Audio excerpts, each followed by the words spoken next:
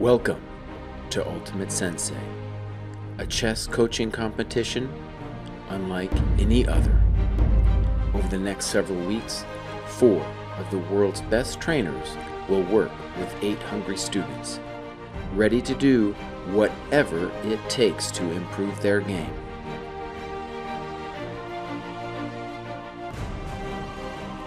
Who will work the hardest to improve? Whose methods will prove supreme? And who will become the ultimate sensei?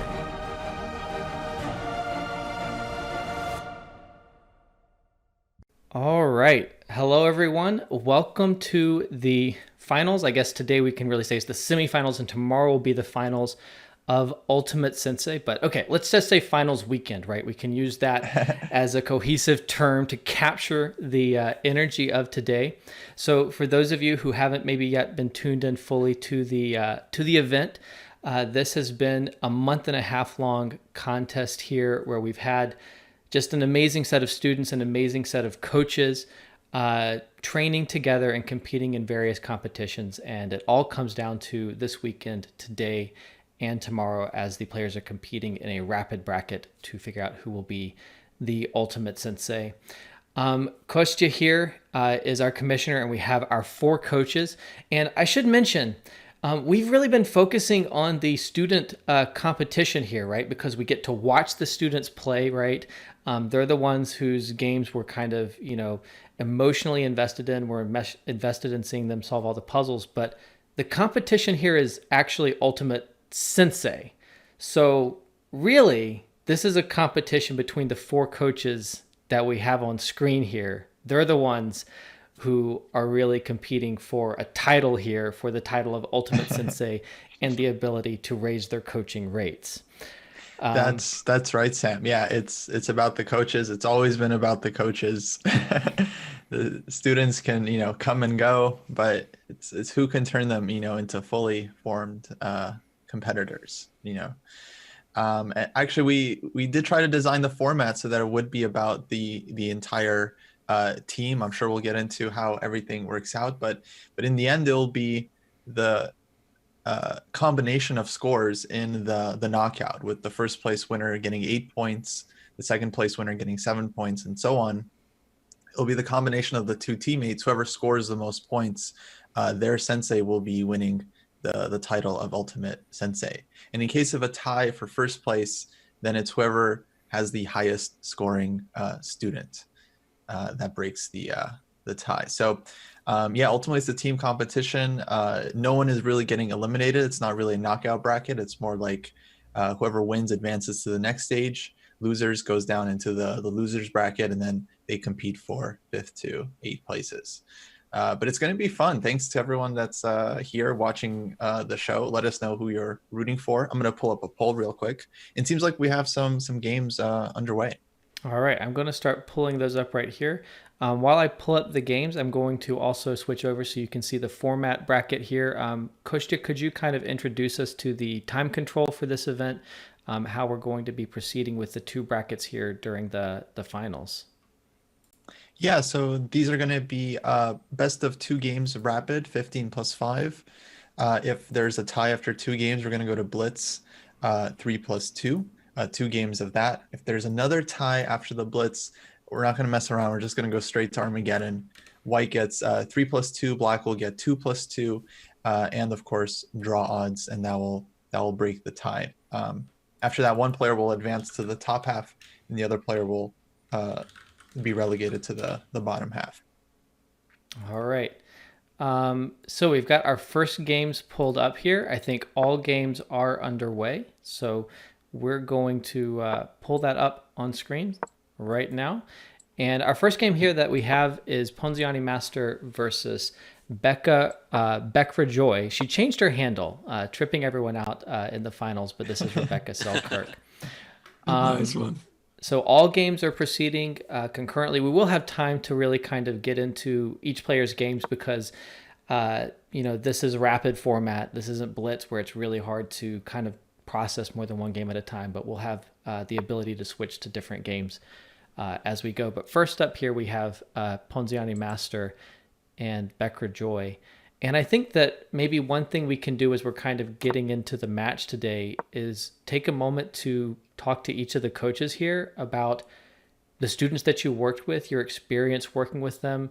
And as we kind of, get into this finals here over the past 6 weeks, what kind of developments have you seen for the players? How have you seen them progress as students across the course of this competition?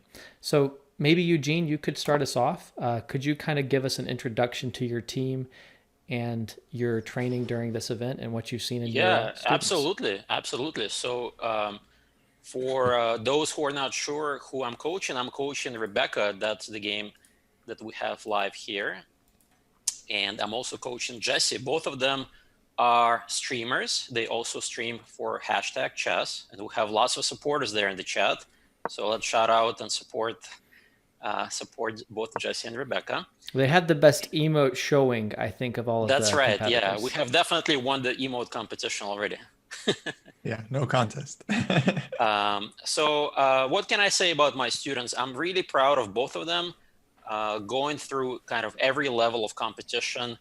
If you guys remember, we had a Blitz tournament where Jessie maybe surprised everyone, where she won 6 in a row and she was leading first place for a while.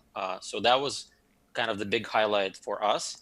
Also, Jessie and Rebecca solved over 1,000 puzzles, right? So that was a big deal for the next competition, where we saw immediate benefits. Rebecca knocked out Mitch in a almost 50-minute puzzle back and forth. That was a huge upset. And after that, right, the next day she knocked out Michael, who she's actually facing here in the competition in the rapid. So I'm really proud of them.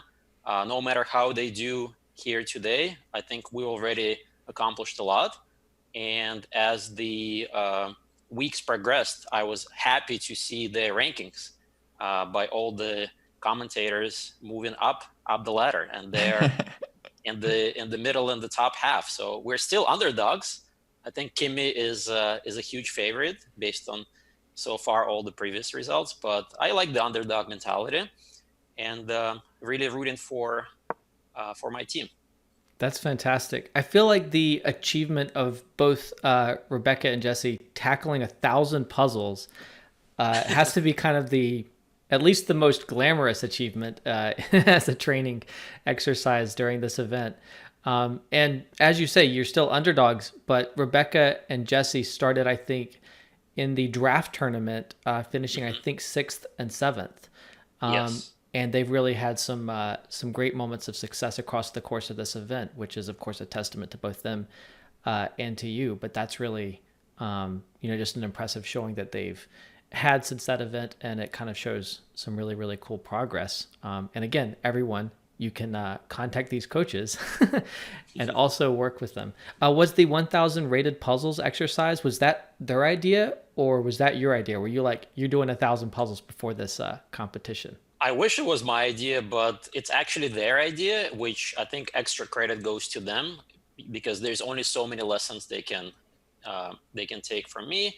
But most of the hard work, as you guys probably know, every chess player has to do on their own, right?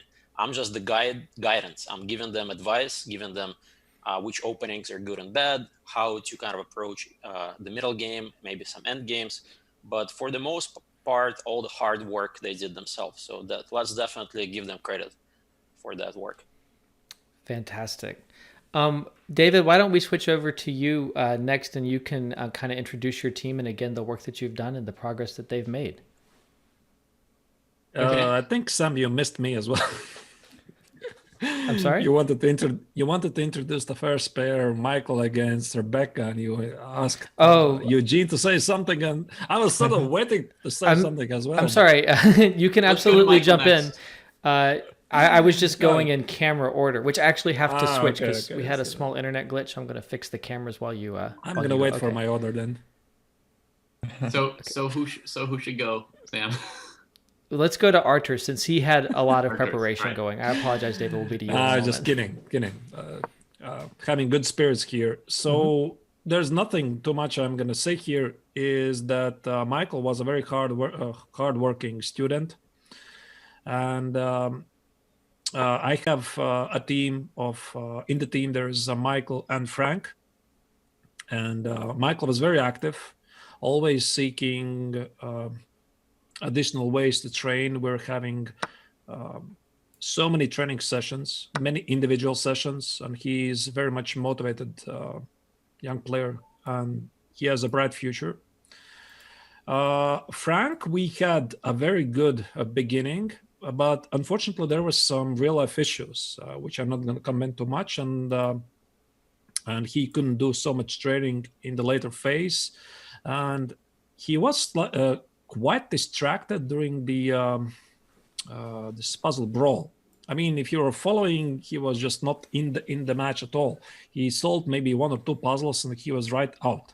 So I sort of feel bad for him, and I hope he is gonna find his game today. So I'm really looking forward to that, and actually slightly more than Michael, because I'm sure Michael will handle himself. I'm slightly worried about Frank, but I hope he's gonna do fine. About Michael's current position, for example, we had this during the training session with slightly a different order of the moves. So this is not really a surprise for us. And we are actually quite surprised that Rebecca changed her nickname. So we were thinking if this is part of the strategy or just trolling. I mean, whatever. I mean, we did find her anyway. I mean, she changed her nickname, but we found her anyway. And yeah, so you're thinking that she had this new account and that she was doing like training games and fresh openings and kind of throwing you off of the trail there, so that you I don't know, maybe okay. I thought so. I mean, I thought that was a part of the strategy. Okay, this particular position right now looking at, we didn't have it at all. I think I said to Michael, you have to play h3 as quickly as possible to force black to take on f3. And they had their own game in the was it the Blitz battle? They were playing the same line. We found an improvement which is not available in the database, but okay, I see they are already out of the book and playing on their own. So yeah, I just hope we are gonna have a great event today and let the best team win. Absolutely. One thing I want to jump and say, both of my students are still in their prep. Oh, wow. Really? I feel like that was a dig here against archers. You're saying you out-prepared archers? Is that what you're saying, like, Eugene? The rest That's I what he can't said, guarantee. Yeah. All I can say is they're still in their prep. Okay. That sounds scary. Yeah, that's crazy. Right. Move 13 or 14, it's still prep. And they're pretending to use a little bit of time. So he even prepared them to hide the fact that it was all preparation. Well, I said, I'm going to guarantee you grandmaster level preparation. The rest, is up to you. There you go. Fantastic. All right. Well, let's go to you, David. Which players should we bring up here, and why don't you introduce us to your team and the work that you've been doing?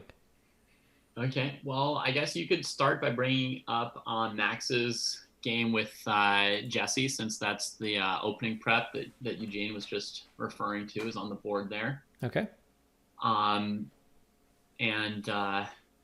Yeah, I mean, what she's playing so far looks really good. I'm mildly worried for Max so far in this game.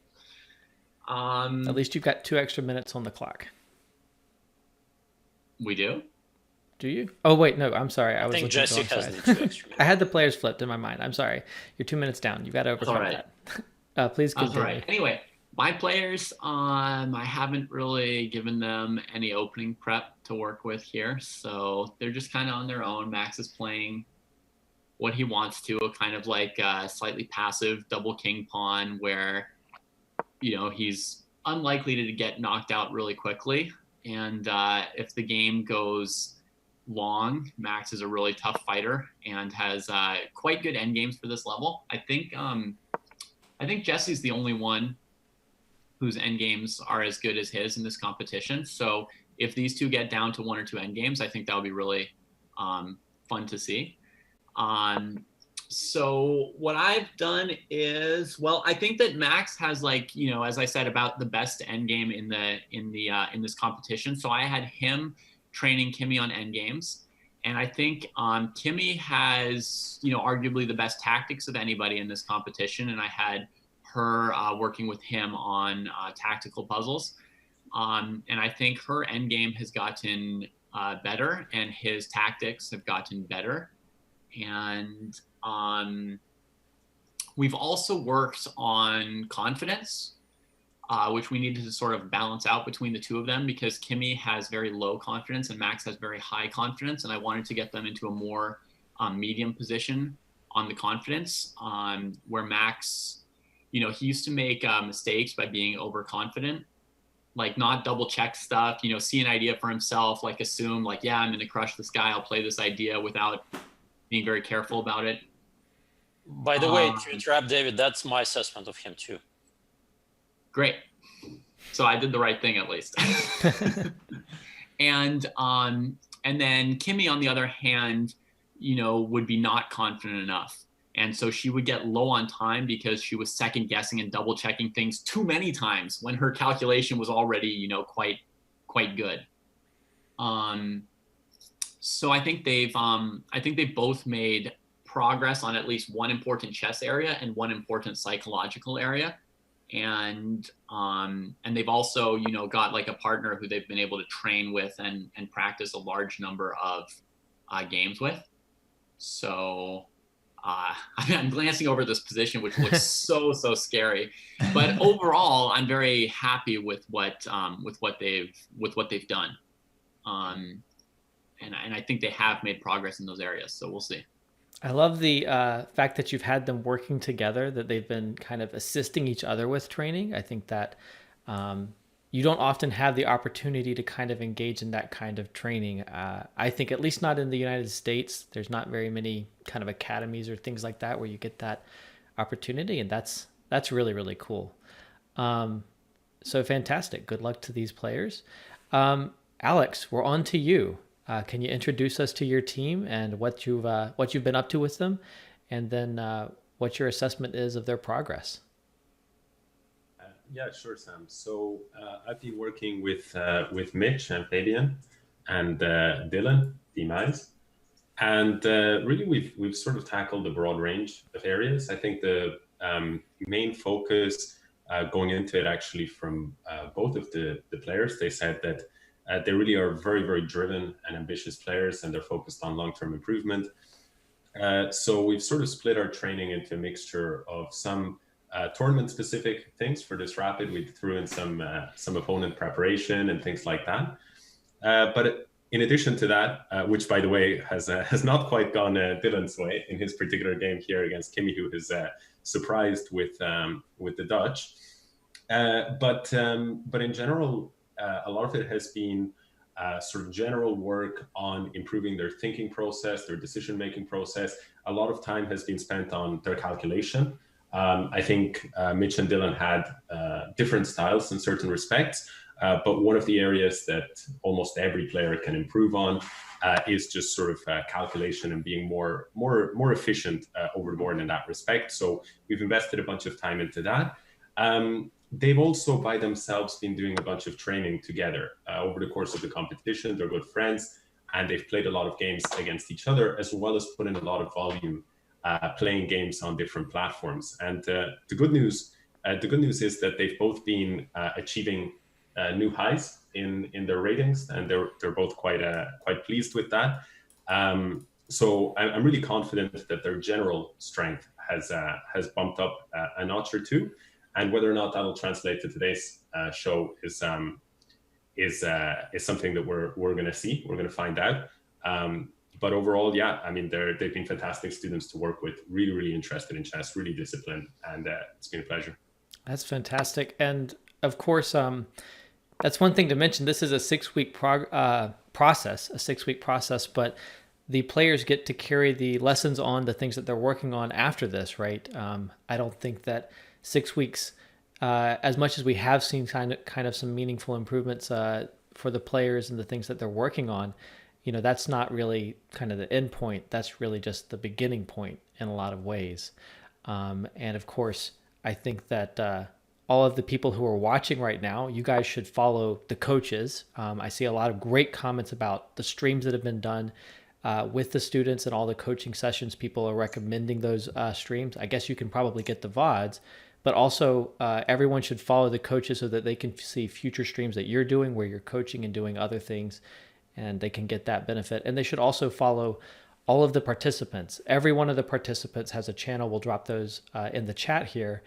And you get to see their progress, not just in this finals weekend, not just across the course of the Ultimate Sensei competition, but across like the next 6 months as well, right? These are all players who are dedicated to improvement, and they're going to continue to improve and do really, really great things on their channels as they go forward. Speaking of calculation, we saw an interesting calculation here in this game. You were just mentioning Mitch's calculation and your efforts there. Actually, I had the wrong player. I'm sorry. This is actually Kimmy's position. I had Mitch's up a moment ago. So Kimmy's just demonstrated a nice tactic in her game. So we've got the game here between Dylan with white and Kimmy with black here. And Kimmy played this combination here with a capture on d4. What do people think of that combination here? As bishop takes d4, knight takes with the idea of knight e5, and after queen e2, we have the position on the board. I mean, it's complicated. I trust Kimmy because she's been looking at it harder than I have. So probably it works out for her, but who knows? Would it have been good to include the capture on c3? Maybe. I was kind of thinking knight c4? c3, pawn c3, and then put the knight on c4. And then against knight e6, bring the queen out to like a5 or something. And I didn't see what the knight on e6 was going to do, but I don't know. She went for something else here. So her idea is almost certainly to answer knight takes e4 with rook takes d4 with this move order. And I don't know. It's complicated. I can say what wouldn't have been good would have been knight takes c3, pawn takes c3, rook c4. Because then after f4, it's definitely a failure by black. Right, I'll put that on the board. Even that, I mean, rook d4, bishop c6. Like even after hanging the rook, black could still get a game, Kostya? Yeah, good exchange, Zach. There certainly seem to be a lot of appealing options at this point for Kimmy. Kimmy seems to be doing really well. But I guess that should be... fe4 here. I'm sorry? She could actually also play fe4 here because if queen e4, rook d4.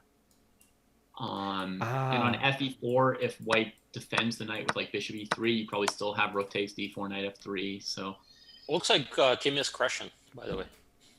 So fe4, white probably just plays c3, and then it's a question of what comes next, you know, bishop g4 or castling or something.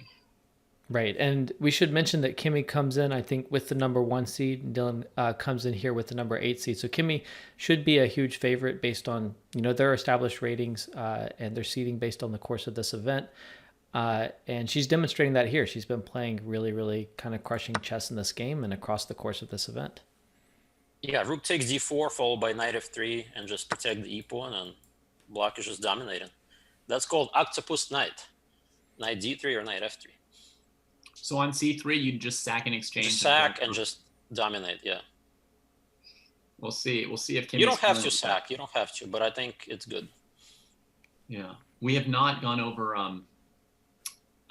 positional exchange sacks. I know you covered that early on. I covered a lot of that, yeah. Yeah. All right. I would probably just play d5 to cover all the light squares. Knight d3 check, king moves d5, and then just do whatever. Yeah, that's pretty nice. Very safe and rapid. Yeah. In a classical game, maybe I'd think harder. It seems like in either way, whether or not you choose to sacrifice the exchange, you're still getting an octopus knight in this position. Yeah. All right, well, let's switch over to some of the other players. We haven't been able to check in with everyone. Wow, Rebecca yet. Has a monstrous attack there, guys. Okay. Yeah, I'm looking what Michael is doing there. I'm not recognizing him at all. I mean, this knight c3 move, missing queen e5. I think he misplayed the opening. We didn't have this position. I was advocating for earlier h3. And he included a3, a5, rook c1. This is something we didn't have a look at. And I have a feeling that they mixed up with the order of the moves. So Rebecca got a great position after the opening. And after, what was the position, if you're going to have it? After knight h4, e4 was a great move. Yeah. By Rebecca. Yeah, that's really a great move, freeing this e5 square potentially for the queen or the bishop. But knight g6, h takes, d takes, d takes, and knight c3, missing queen e5. That was a huge blunder. I think knight e2 had to be played. And actually, knight e2 had Michael played it.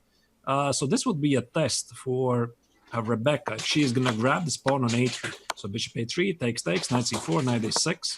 So this game is still open, but I assume Michael was concerned about incoming e4, e3 threat, which is a resemblance to the game, the Blitz game they were playing against each other.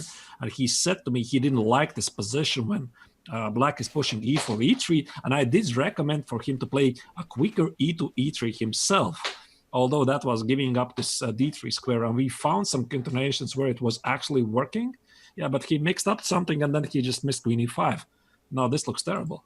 I followed a part of that analysis on the board, and then I got completely lost. But I'm sure that all of the viewers fully followed that analysis. The position on the board right now is after bishop c5. This is the live position. We did get to show some of those variations. This is over. This is over. Eugene called for bishop c5, and she delivered what he wanted. After e3, maybe knight e5, knight g4, something like that. I mean, probably nothing wrong with rook a d8. Right. Oh, there's mid moves. Yeah, this is just crushing. This is a joy for an attacking player, of course. It's really a question of putting together the most aesthetic finish, I feel, in this position. So what would the coaches do here? Out of curiosity, we see many choices available for Black. Can each coach kind of give their opinion here? David, who just finished? Kimmy just won. Kimmy just won. That was quick. Yeah. Well, it looks like Frank is completely winning. No, Mitch is winning as Black. Their foot. And after the queen takes e4 move, which was actually something that we talked about, there was rook takes d4 in the Kimmy game. I pulled that one up. But instead, Kimmy played bishop c6. No dearth of very, very nice options here. So she's got the skewer here. And then after the queen fell back, she could have captured the bishop. She could have captured the rook with the bishop or the knight. She picked the knight, and that was the end of the game right here. And an octopus knight still incoming in this position. So very, very fine play. I've played the Dutch for years, and I've never had a game like this. It's quite a testament to the Dutch. I think I've never won this fast with the Dutch either. Yeah. Very, very nice play from Kimmy. Very convincing. I liked her combination to play bishop takes d4 here. I'm backing up, and I've got that on the board. Bishop takes d4 on move 12. I think when you play the Dutch and you've got that dark squared bishop, it can be a little bit hard to consider giving up the dark squared bishop. But obviously that was a tremendous way that she played, and the loss of the dark squared bishop doesn't matter at all when she's crushing in the center so decisively. I think also a very smart choice. I don't know to what extent there was a coach saying this, but a very smart choice to play the Dutch and to take the game into these complex waters, tactical waters that can often arise where Kimmy really excels. So a great game. I feel like Kimmy's been one of the most tactical and dynamic players across the course of the event. Among the games that we've seen. Okay, let's... I mean, if the other coaches didn't notice, part of her profile is she likes to push her F pawn, right? So... Yeah, so why not do it in the first move, right? Why not do it on the first move, I guess? Get it out of the way as soon as possible. Yeah. You can only I hear people all over my neighborhood cheering Kimmy. There's like people honking horns outside and everything. That's fantastic. Ultimate Sensei must be huge in the United States. Lots of good vibes. I just switched over to Chess Coach Net's game against Mitch. Frank Johnson against Mitch here. Mitch has Black, and he just played the very nice move, bishop c1 in the position. And bishop c1 just cuts off coverage of the g1 square, and on the board right now is an extra queen. So it looks like Mitch, and there's the resignation. Mitch just got his point right there. So that's the second game to finish. Not at all. Well, looks like they started their rematch right away. Wow. The players do have up to 5 minutes after they finish their rapid game to start their rematch. So if they want to kind of catch their breath, step away for a moment, grab a drink, a snack, whatever they want, they can do that. But it looks like they started immediately, as Kush just pointing out. But they have a bit of a break if they want to before they start their next match. Are you guys seeing what's happening in this game? E3 on the board. Is that the one you're looking at, Kostya? What? No, I'm on. What? I'm on Mitch's game. Are you seeing Mitch's game? Yeah. I'm like, these players. You just mentioned the break that these players did not take, and their second game is done. What? What was that? What just happened? Mitch? Okay. I think he was speed running Chessable. He pre-moved. A little bit hard there. Yeah. I've noticed actually a lot of players are rushing and not taking their time. I mean, Frank is used to this because this is how he plays, but still, I mean, this is a rapid game. Wow. What did Jesse just do? Okay, and over to Jesse's game. Okay, so Frank has an extra piece, so good chances. I think we can evaluate that as good chances. I mean, I know that Rebecca's rook takes e3 is sound, but I have questions about Jesse's bishop f7. This is hard to calculate. Yeah, this is not super easy. I'm not sure what I should do with this sack. Either brilliant or erroneous. Well, the engines don't approve. It sounds like the coaches don't approve either. I mean, she spent 4.5 minutes on it. She spent 90% of her time almost. She's down under a minute at this point. Wow. Yeah. I feel like I can explain this move because I feel like I've made this error numerous times myself. I liked Jesse's position in terms of having kind of a build up around the king side. A lot of times when I'm in a position like that, I feel like I'm much closer to a win than I might be, and I burn all my time and I try to force things rather than continuing maybe to build up when I don't find a decisive solution.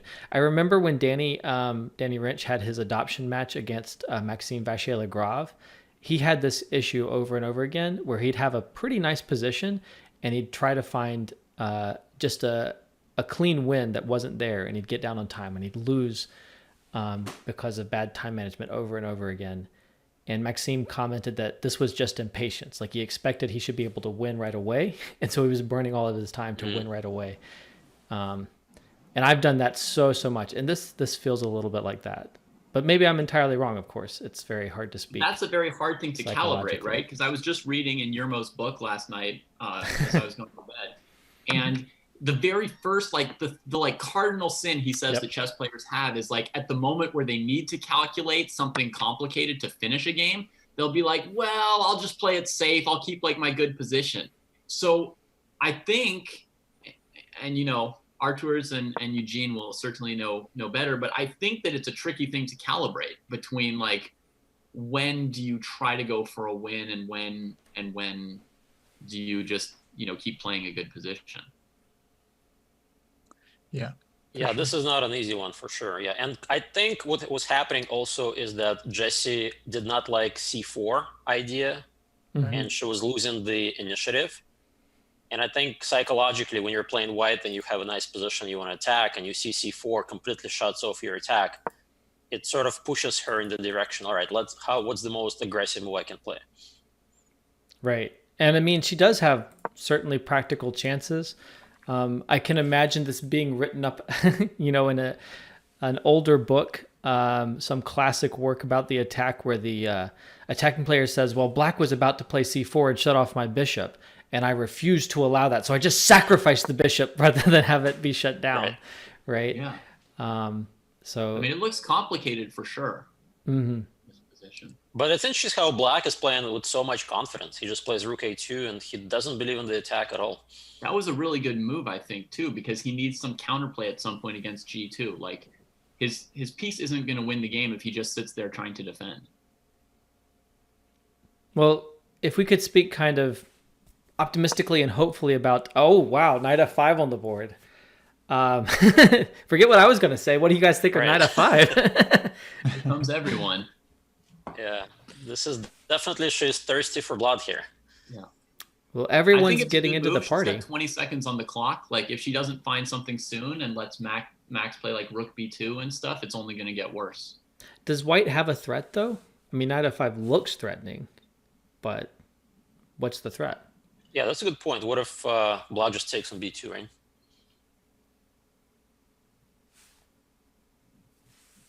I don't see a whole lot of threats. I really would like to play Rook B2. My number one goal would be getting that Rook into the game. Or I think bishop takes e4? Oh, no, then there's rook takes e4, knight e7. You win the queen. So don't do that. I think bishop takes e4 is probably okay because then you take on f5. But I think white's threat is to take on f8, and then take on g6. But she could have done that one move earlier. That's true. Now it would be stronger though because the knight on f5 is supporting g7, so there could be some kind of nasty queen g7 check to follow. She may see it in this time being spent. Yeah, this is a good idea to sack on g6 and then you have a nice attack. Well, it is bishop takes e4 that hits the board. Yikes. Here. So rook takes e4, queen takes f5, I guess, is the idea, as pointed out by David. Bishop takes f8, though. More pieces hanging. Queen f5? Right, queen f5 looks good. Maybe bishop takes f5, but that looks a little risky. Some pieces leaving the board. White is starting to maybe run out of enough ammunition to kind of finish off this attack.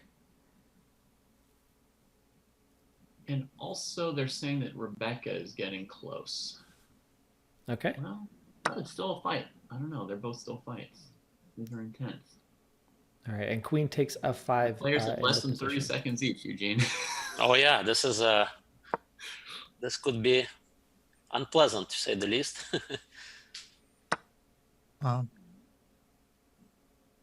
Yeah, but what is happening there? All right, I'm going to switch over to that game. So that's Michael Ponziani Master what's here going versus on Rebecca. Black is down a piece. Yep. To state the obvious, someone has to. She That's has my two GM. threats. Knight d2 check and bishop takes c1. Knight d2 check maybe is a more serious threat.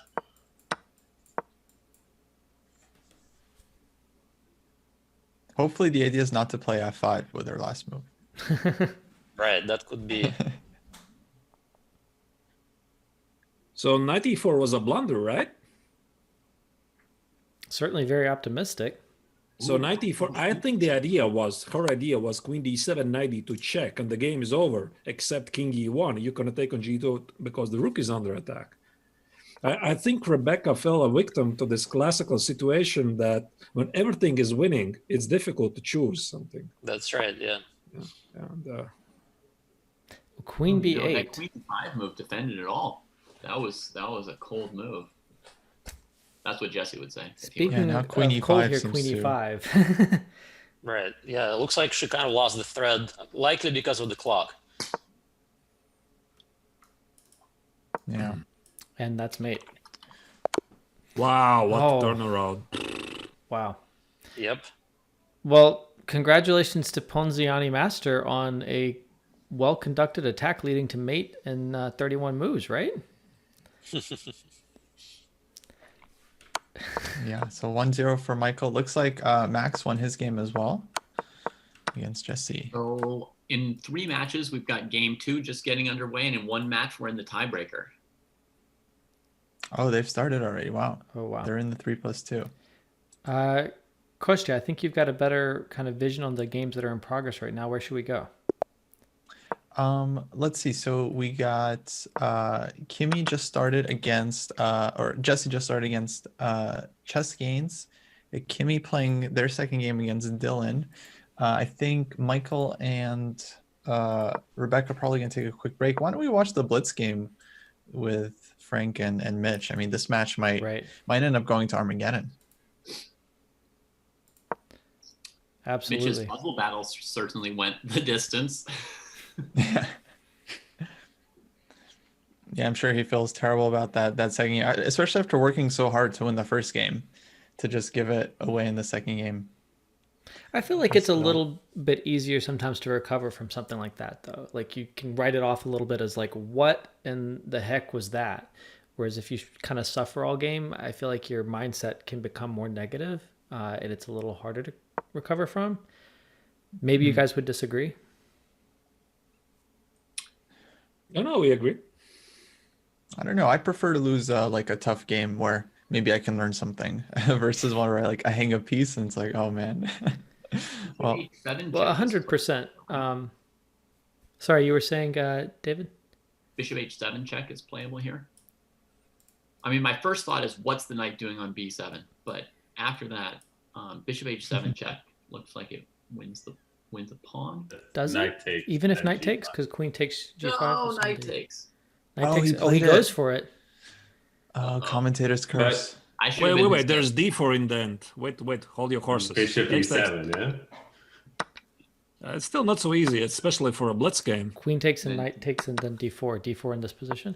Wow, they speed through that. So they both kind of calculated that very, very quickly. You found that. Nice 30-second thing. Nice calculation. But it's still very nice for black, isn't it? If you just take on d4, you're dominating in the middle of the board. I mean, I think you can get away with bishop e7, and it's good to see Mitch. Yeah, just bishop e7 keeps the piece. I missed this one. Yeah, but those pawns, they're scary. I don't know. c4 and f4. That b4 move was played very quickly. Yeah. Also take on b4. Well, it's pawns versus piece. The knight on c5 is really nice, though. If I didn't get to put a knight on c5, I would feel much worse if I were black. But that knight on c5 makes me so happy if I'm playing the black pieces. I like knight d2 from Frank because, like the no-thinking blitz move would have been either c4, f4 defending the pawns, but he went knight d2 first to maybe try and play f4 and kick that knight to h7. That seemed clever to me.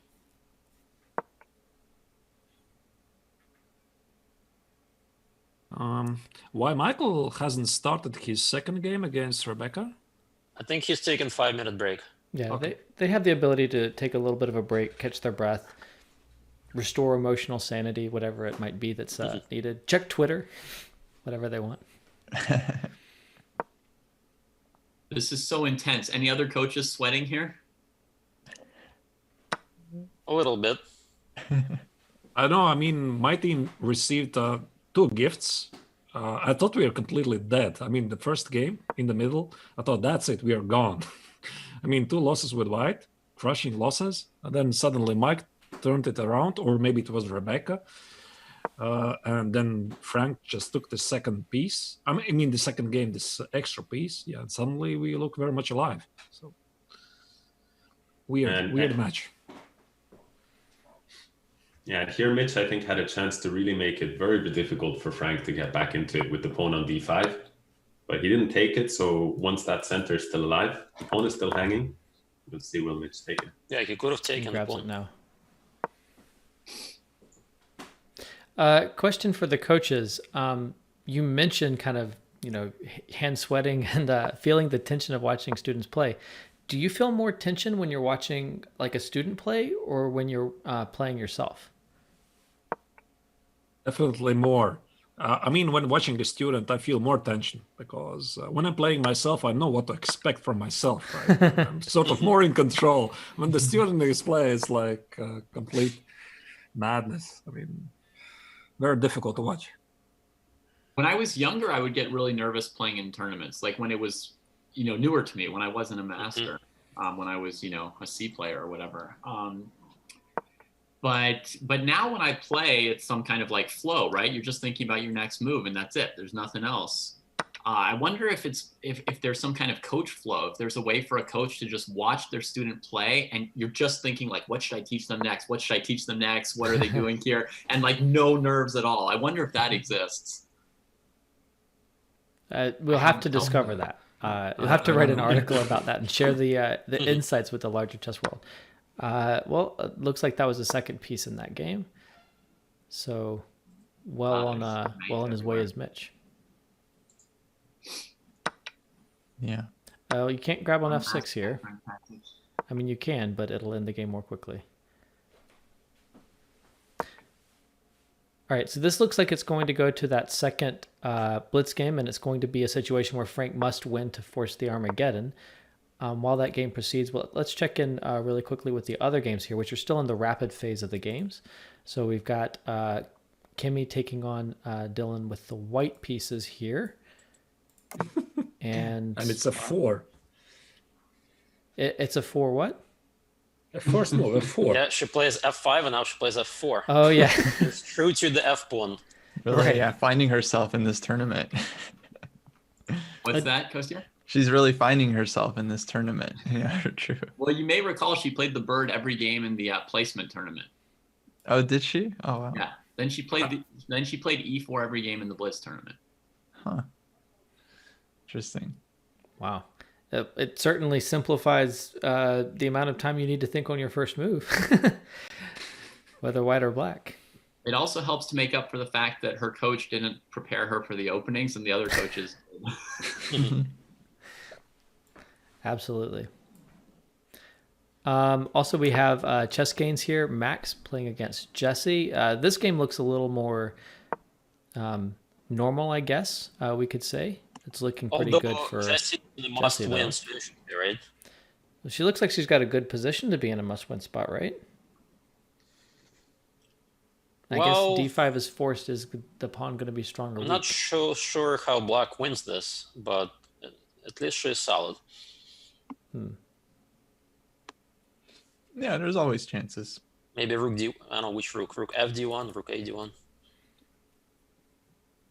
I think rook FD1 because you're not so likely to get a kingside attack here, so you probably want to play towards the C and D files both. Just stay strong in the center, hold the balance. I think it's probably equal, so white should just try not to do anything too aggressive or anything that really weakens them.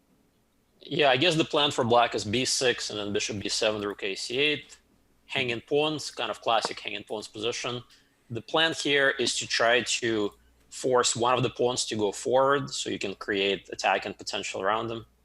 Well, actually, it's going to be a situation where Chess Gains just offered up the D4 pawn. He played Queen E3. He just miscalculated after a significant think, I believe. Is he thinking that there are back rank issues? I don't think that there are, but I think he may have missed that in the knight D4, queen D4, rook D1 line that the queen could go back to F6 and defend D8. Right. But also you can take on D4 with the rook and not with the queen, so I'm not sure what his idea is. And then rook D1, he probably missed the move E5, right? Because if rook D1, rook takes, there may be compensation for a pawn if black can't move the C8 bishop. But if you play rook D1, E5... Oh, no, there's queen E8. No, E5, queen E8 then, yeah, so be careful. Yeah.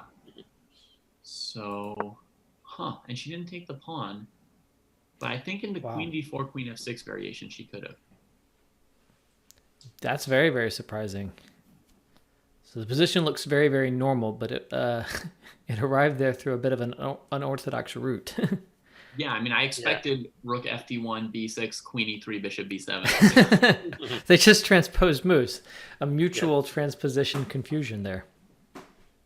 ZZZ Chess says it's because if he'd played rook D1, she could have played knight takes D4, E5 there maybe.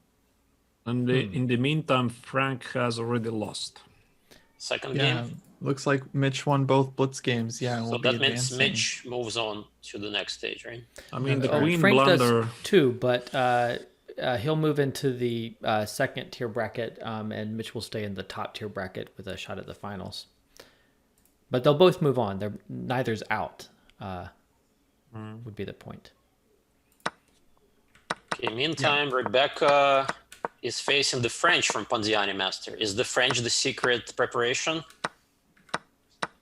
Because Michael doesn't usually play the French.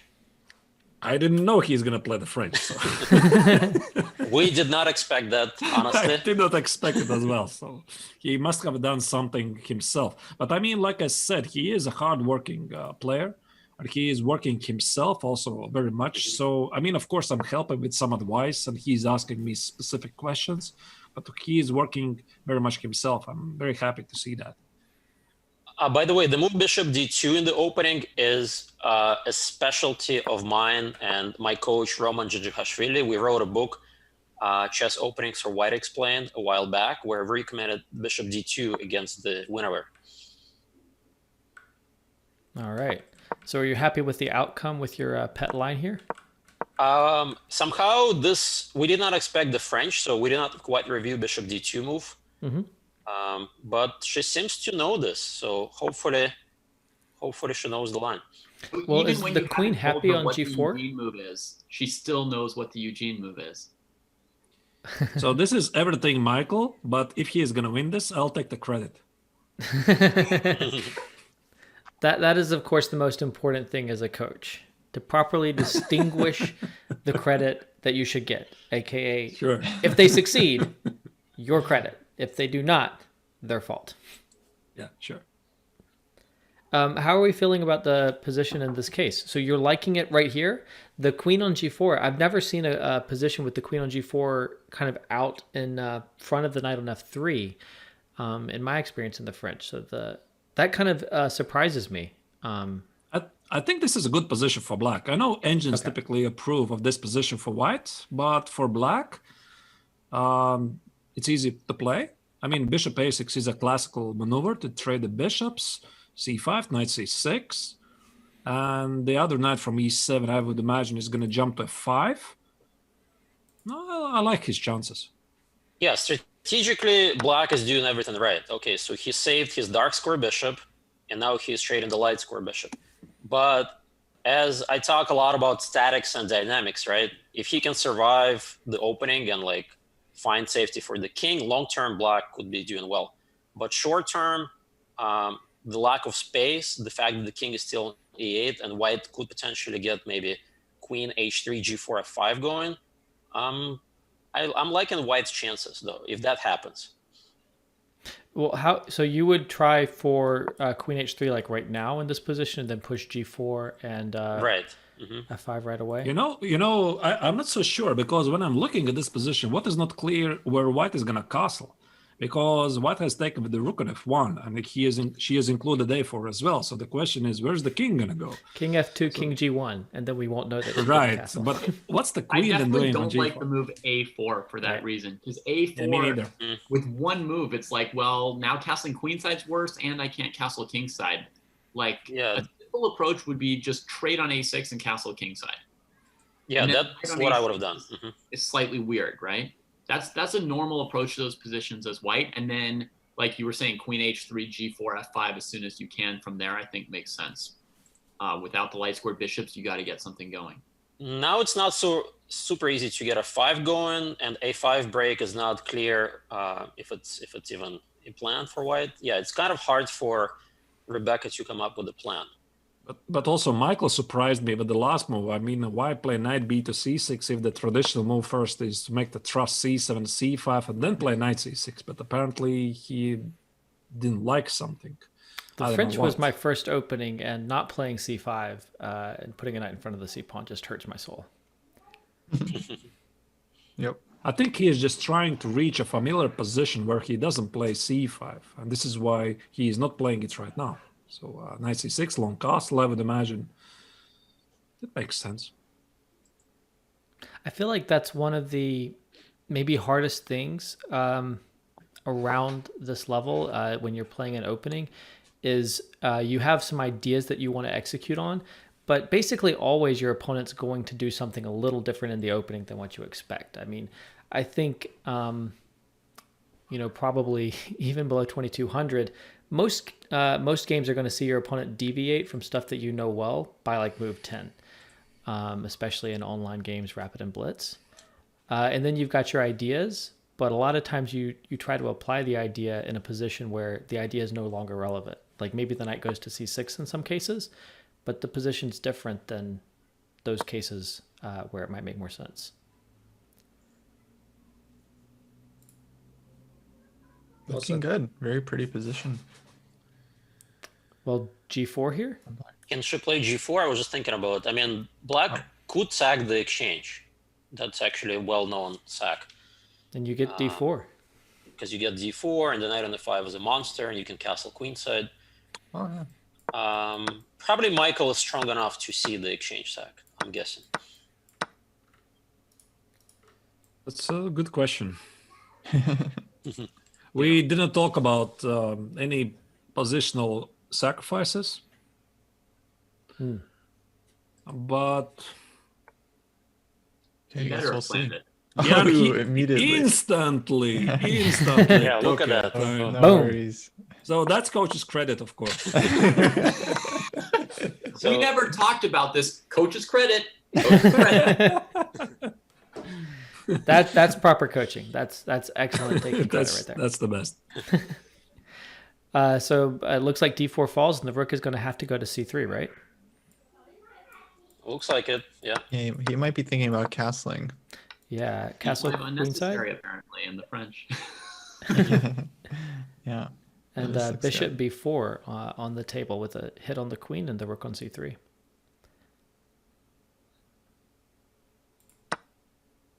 So he's thinking here after rook takes f3. No, we've got a few more moves. Rook c3 should play it, yeah. There we go. Okay, That's we're at already the rook c3 rook position c3. now. Slide. And he's Long- thinking about, yeah. Yeah, long castle is a very easy move. The threat is bishop b4. Is there any defense to bishop b4? Even if you're not hitting the queen on h8, even if the queen's somewhere else, like bishop b4, Yeah, that's a good point. the rook is really embarrassed. That is quite annoying. I mean, there's queen h7 in theory covering c2, right? And then black can play g6 if they want to, and then you still have to figure out what you're doing. But at least tactically, you don't lose an exchange by force. I think you can wriggle on a bit longer there. Well, it's very difficult to play this from So, white. I mean, white's the upscale one who has to battle, win. yeah. Yeah.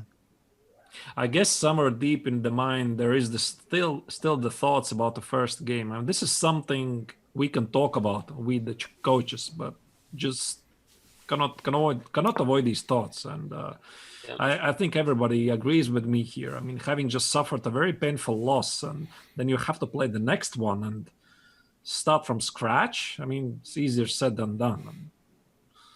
Well, Yeah, against I the French, personally no did less. not Yeah. play in those FIDE knockouts, but those are really psychologically tough tournaments. And to repeat that would you point, because you made a advise- really good point, it is a situation where Rebecca must win Artur's. So just to make sure that everyone in the chat has that note. Black is up a point in this match. Black is in a position where the position looks great, and he's also got draw odds. Yeah. Such a joyous position for Black. I mean, the pieces are just nice. I mean, I don't think black is here ever risking to lose. Just position the knight on f5, even if I'm not like having my ambitions to win. Just position the knight on f5 because it's protecting everything, and just play Also, the positional bishop on chess. d2 right there is a bad bishop as well. Certainly not making a very good impression. Yeah, but okay, it appeared. It was a big mistake, of course, by Rebecca playing this g4. She clearly missed this sacrifice, h takes, g takes. So If that pawn Which were would- on a2, then after g6, white could castle queenside. by the way, which also resembles me to the first game of Frank between Mitch, where Frank played d5, d6, and he was simply unaware of the idea, at least I thought so, that black can sacrifice the exchange for a pawn. And I think here was the same problem. White just played g4 by not even thinking about this potential possibility that black can take it. So this is something we coaches, we can work on. So for example, I would like to mention this also to Frank, that if you're pushing d6, I think he automatically thinks that black is not gonna sacrifice the exchange, but because rook is a rook, right? I also see Mitch in the chat commenting on the fact that he and Frank finished 2 rapid games and 2 blitz games, and this game is still on the second rapid game with lots of time for both players, and he's wondering if they move too quickly. I think that They definitely get the award for the fastest win players. most efficient game right there. Most efficient. Can they game. start already their semifinal game? No? So Alex and Artur's coaching question for either Alex or Artur's. Did you try it all in the last weeks to get them to slow down? And like what does a coach do if they have a student who plays too fast? What's available to us as coaches? Arthurs, you can feel this one. I don't know what to say. I mean, I can say whatever I want, but students, they're making the decisions. And of course, we talked about the time management. We talked about this is a rapid game. You're supposed to think. And I did talk about certain openings.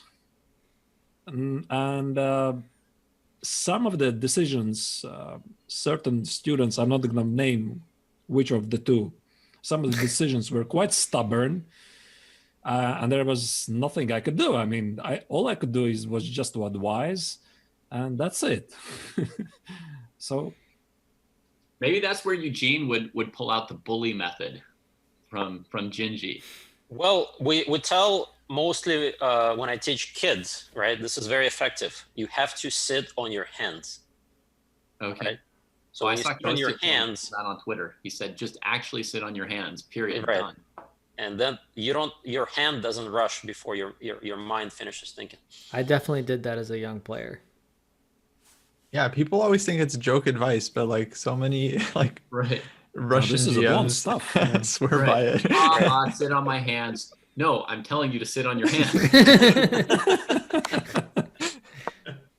We have to practice every day in our chess camp.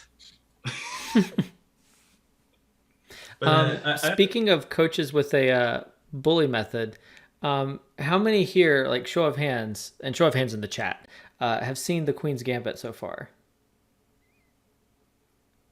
All right. I mean, everyone. Okay. Right? Do you know the moment when he says like, "You resign now"? Like she's reaching out to make a move after she's dropped her queen, and he just reaches out and snaps her hand like he's like a karate master. He's the ultimate sensei in that moment. That's right. Catches her hand, physically stops her from reaching out and grabbing the piece, and then tips her king. Mr. Scheibel.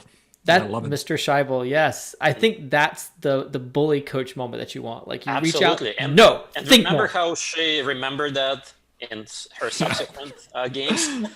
She's sitting in the super tournament, and all she's thinking about is the image of Mr. Scheibel, right? Now you resign. That would stick with me. Fine coaching. I loved that. That was amazing.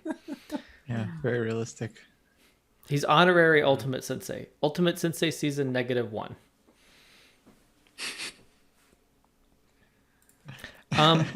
This position is stabilized a little bit, right? The knight is on F5, so we should jump to some other games, and we're hearing that the game in particular is Kimmy's game. Oh, what happened there? Okay. Oh, it's going to be knight c6. She's just killing it in tactics, yeah. Yes. Beautiful position, and then after Queen c5, she plays rook a5, embarrassing the queen, which falls back to e7, which I guess it had to go to f8, although that's certainly discouraging. And there's like knight takes e6, so rook takes a7, and resignation in this game. So that's a 2-0 match win for her against Dylan. Again, she came in with the #1 seed, so a significant seed advantage, a heavy favorite, but she certainly delivered a nice style here. Great puzzle rush moment. And she won the puzzle battle, right? I'm testing my memory. She did, yeah. Yeah, she won the puzzle battle, the puzzle brawl. So she's demonstrating her skills again.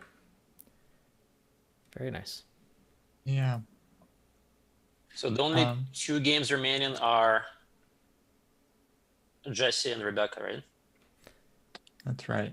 Okay, and we haven't looked at the game between Chess Gains here and Jesse February, right? So we got that game up. We got Max. Finally, You know- we have an end game. Yeah, Jessie actually has some chances here if she can show some of her like Blitz endgame skills.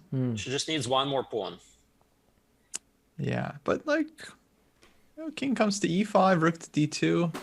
Her pieces are Yeah, A pawn is really weak. C pawn at least, yeah. I think the I really like unspoken Black's position. context here is that Jesse needs the win. She's in a must-win spot. I mean, she's down a Must-win, pawn, exactly. and I think there's already like no discussion about her being worse because her pieces are active and the pawns are so weak. But it's definitely going to be quite an effort to win this, even if Black's pieces are really nice and the pawns are weak. That will be a heroic effort. I would try bishop f3 to d5 and rook f1. Just let yeah. all the weak pawns go, but activate my 2 pieces. Yeah, activity is more important than material in the end game. Still psychologically maybe challenging. He's going for it to potentially drop the A pawn and allow a passed A pawn for Black. A pawn. That's a very good practical choice. But my fear is that Black can play bishop to e8 before taking any pawns. That's right, yeah. And then the A pawn falls, and then actually Black has a good winning chance with the outside passing. Yeah. You know, I'm more thinking about that Black could potentially try to position the king on e5, and if White plays something like bishop d5, rook f1, then think about rook d1 and maybe Look how claim careful she is. some sort of a better bishop endgame. I was just calculating rook a2 c5. Mm-hmm. You know, Yeah. and look, King e7 is better. 7 first, and then after Mhm. you know, White's next move, she might play rook to a2 or rook to d3 or something. I'll illustrate that on the board for everyone really quickly. So after bishop f3, if rook a2, going after the a3 pawn, as you point out, there's this move with a threat of discovery that is helping to liquidate the position and get the draw that White needs. Yeah, I mean, White's still suffering, but that might be their best move there, and she didn't allow it. You know, Jesse has the same talent as Capablanca. Oh, What is that? She has good intuitive feel for where the pieces go in the end game, and she has a very sharp tactical eye for like really quick tactics. You know, Capablanca was a genius player. That's right. Absolutely. Well, Oh. what do you guys think of this? This looks like a good defensive try from Max. Actually, rook c1 to try and play c5 and trade off 1 queenside pawn. But maybe now king d6, king c5, and then rook a2 or rook d3. Queen d6, that's vicious. are you sure you like this rook c1? I thought that's so passive. So passive. Okay. I would be thinking about how to activate my pieces. Drop the pawn on a3 and just activate my pieces. Bishop d5, rook f1. Just try to move forward. But okay, I mean, maybe this is also possible. But I guess if king d6, he goes full passive, right? He plays rook c3 and like holds the pawns for a bit. maybe this holds. I don't know. But So I assume this is bad, but I'm just curious. What if you played rook c2 going into the bishop in game? Potentially. Is Black going to win the c4 pawn by For force? Black, And are your I wouldn't chances good? recommend it. I wouldn't recommend Black to trade rook because the rook on d2 is super active. Yeah. My plan is to put the king on c5, and when White's rook is on c3, to play rook a2, bishop c2, a5, a4, bishop b3, and win the pawn. That's nasty. Just totally dominant, totally Domination, suppressive. yeah. We've been solving a lot of domination studies. d3. So that's obviously a fork here, but it does allow the possibility of c5, trying to get rid of some pawns and hopefully reach the... And that's safety of likely the a draw, yeah. And c5 immediately. So Max is really cued in on the idea that he wants to get some pawns off the board and he just needs to draw. I feel like he's super aware that he only needs to draw in the position. Yeah. Yeah, Max has a little bit of that like competitor in him where it's not all about like always finding the best move or always like, it's like there is the result is in there too, right? Where he wants to, you know, he like knows, do I need a win? Do I need a draw? Do I need this? Do I need that? And kind of play for it. That's such an important part of the awareness in these kinds of competitions. Yeah, in the meantime, Michael is in absolute control, and he played exactly what I thought. I mean, just position the knight on f5 and claim a very easy game. It's so difficult to play for white. Wow. And the pawns are coming. Yep, the king on d2 doesn't feel very comfortable. What a dream position. So pretty. Okay, so white wants to play like queen to the line diagonal, sack a pawn on b7, unleash those horrible rooks, and that would save white if white got 2 moves in a row here. So something like queen c5, and you just stick your rook on d5 when white plays queen f3. Well, with 2 moves in a row, you d2? play queen a8 check, and you win maybe. I even go to a8 even instead of b7. I was so focused on the endgame. I like the possibility maybe queen d5, queen f3, c3 check. Ooh. I think black can even trade queens. Trade queens, queen comes to b6. There's no way black is going to lose this ever. I mean, Yeah, this looks pretty bad for Rebecca. Everything is appealing. Also, queen e7 with the idea of queen b4 check.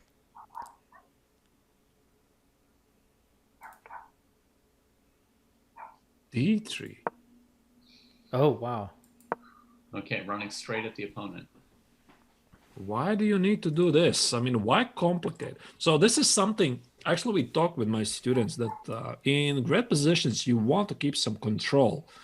And you have to keep in your mind the situation in the match. So if you're doing great, you have a dominant position, you want to avoid some funny business. And d3, I can understand, of course, the emotion here, but I thought queen d5, king c7, king b6 were very easy moves, keeping the control. Now d3, c takes, what happens there? I mean, I don't know. If loaded by some queen f3, this queen b7 might be a threat. I don't like it. Why would you even want to give up such perfect pawns for this position? I just would want to enjoy the black position so much more. Right. I think if GM Jesse was here, he would say that Michael, is an adventure junkie. He just needs he needs to take the risk. Can't play chess without it. And queen f3 was played, exactly. So this is the point. So suddenly white has some chances because the king is exposed. There is always rook d5, so maybe we can D5, take on so b2 nice. and go rook d5. And he plays instantly, queen takes on b2. Wow. It felt like Now this, queen takes b2 was kind of forced, though. Like, he'd already cast the die. He'd crossed the Rubicon. Yeah, if there's a move that to point. criticize, Think it's so? the d3 I don't move. know. That was just unnecessary. Yeah, it seems like d3, his idea was queen d4 already. He was kind of committed. Yeah, I get what Arturs is saying. Actually, to me, it sounds like even though objectively what black is doing is probably very good, he is kind of in the zone of like one mistake where if he makes one wrong move, he can just allow some check, some counterplay, and lose, offer, or get a perpetual or something. Like it's very easy to mess this up. yeah, but if you compare the position like what was 5 moves ago, there was no way that white could make a breakthrough. Now here, black did this for white. Right. Let me ask a question. I don't know the computer evaluation yet, but to what extent will your opinion be changed or unchanged if the computer evaluation is like, oh, of course, this is all plus 10, and d3 and queen d4 and queen b2 were fantastic? I'm asking mostly just for you guys to kind of expound on your opinions of computer evaluations to the audience here. I mean, completely unchanged. If my student could tell me, I calculated and then just like spit out all these variations that I didn't see, and like because of that, like it was guaranteed, that this works, then I would excuse them. But like the computer seeing something that my student didn't see doesn't change the fact that they're playing, a move that I would criticize. You hear that, everyone? Yeah. The computer is not going to be a defense against criticism in David's lessons. Just so you know. Here, I think queen c3 is coming.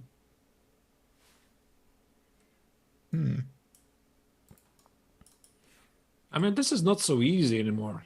Maybe queen c3, queen takes h2, and give up the pawn on king d8.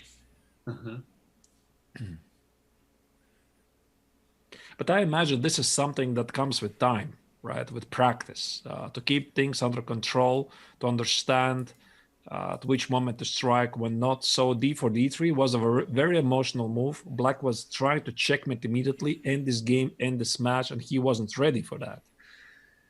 So, I mean, we are going to talk with Michael about this. Yeah. Queen b4 check. I feel like this is one of the hardest things to handle as a coach and a student. The distinction between when you're trying to force things and when you're not, right? Like, if you look at it with a computer, I don't know, but D3 might get marks, might not. That won't change the fact of David's opinion about the move, but it's very hard to kind of explain something like that to a student sometimes. Like, surely there are lots of counterexamples where maybe the position isn't quite so dominant for Black, and it's like, yeah, you should be looking for a forced win. You know, you might have an opportunity here. And in this case, I feel like the sense is because the position was so dominant for Black that it wasn't necessary. Especially if they win the game. It's very hard to convince them that it wasn't a good decision.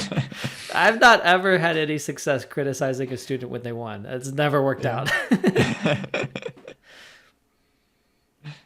How do you as coaches handle that when you're looking over a game with a student where they've had success? Maybe they won the game, maybe they won the tournament, you know, and there's still things that you want to kind of pull apart as places for them to improve next time, and they're maybe resistant to that. How do you kind of tackle that? One thing that in my experience is quite helpful is to actually sort of single out, like at least for me, in my experience, what students often do is they take a game where they were winning, and then they maybe look over it with a computer and they see, oh, this is the move that swung it from like a winning position to losing one, but they don't think about the 3 or 4 impractical decisions that they made before it. You know, that upped the complexity of the decision and sort of set the stage for the subsequent mistake.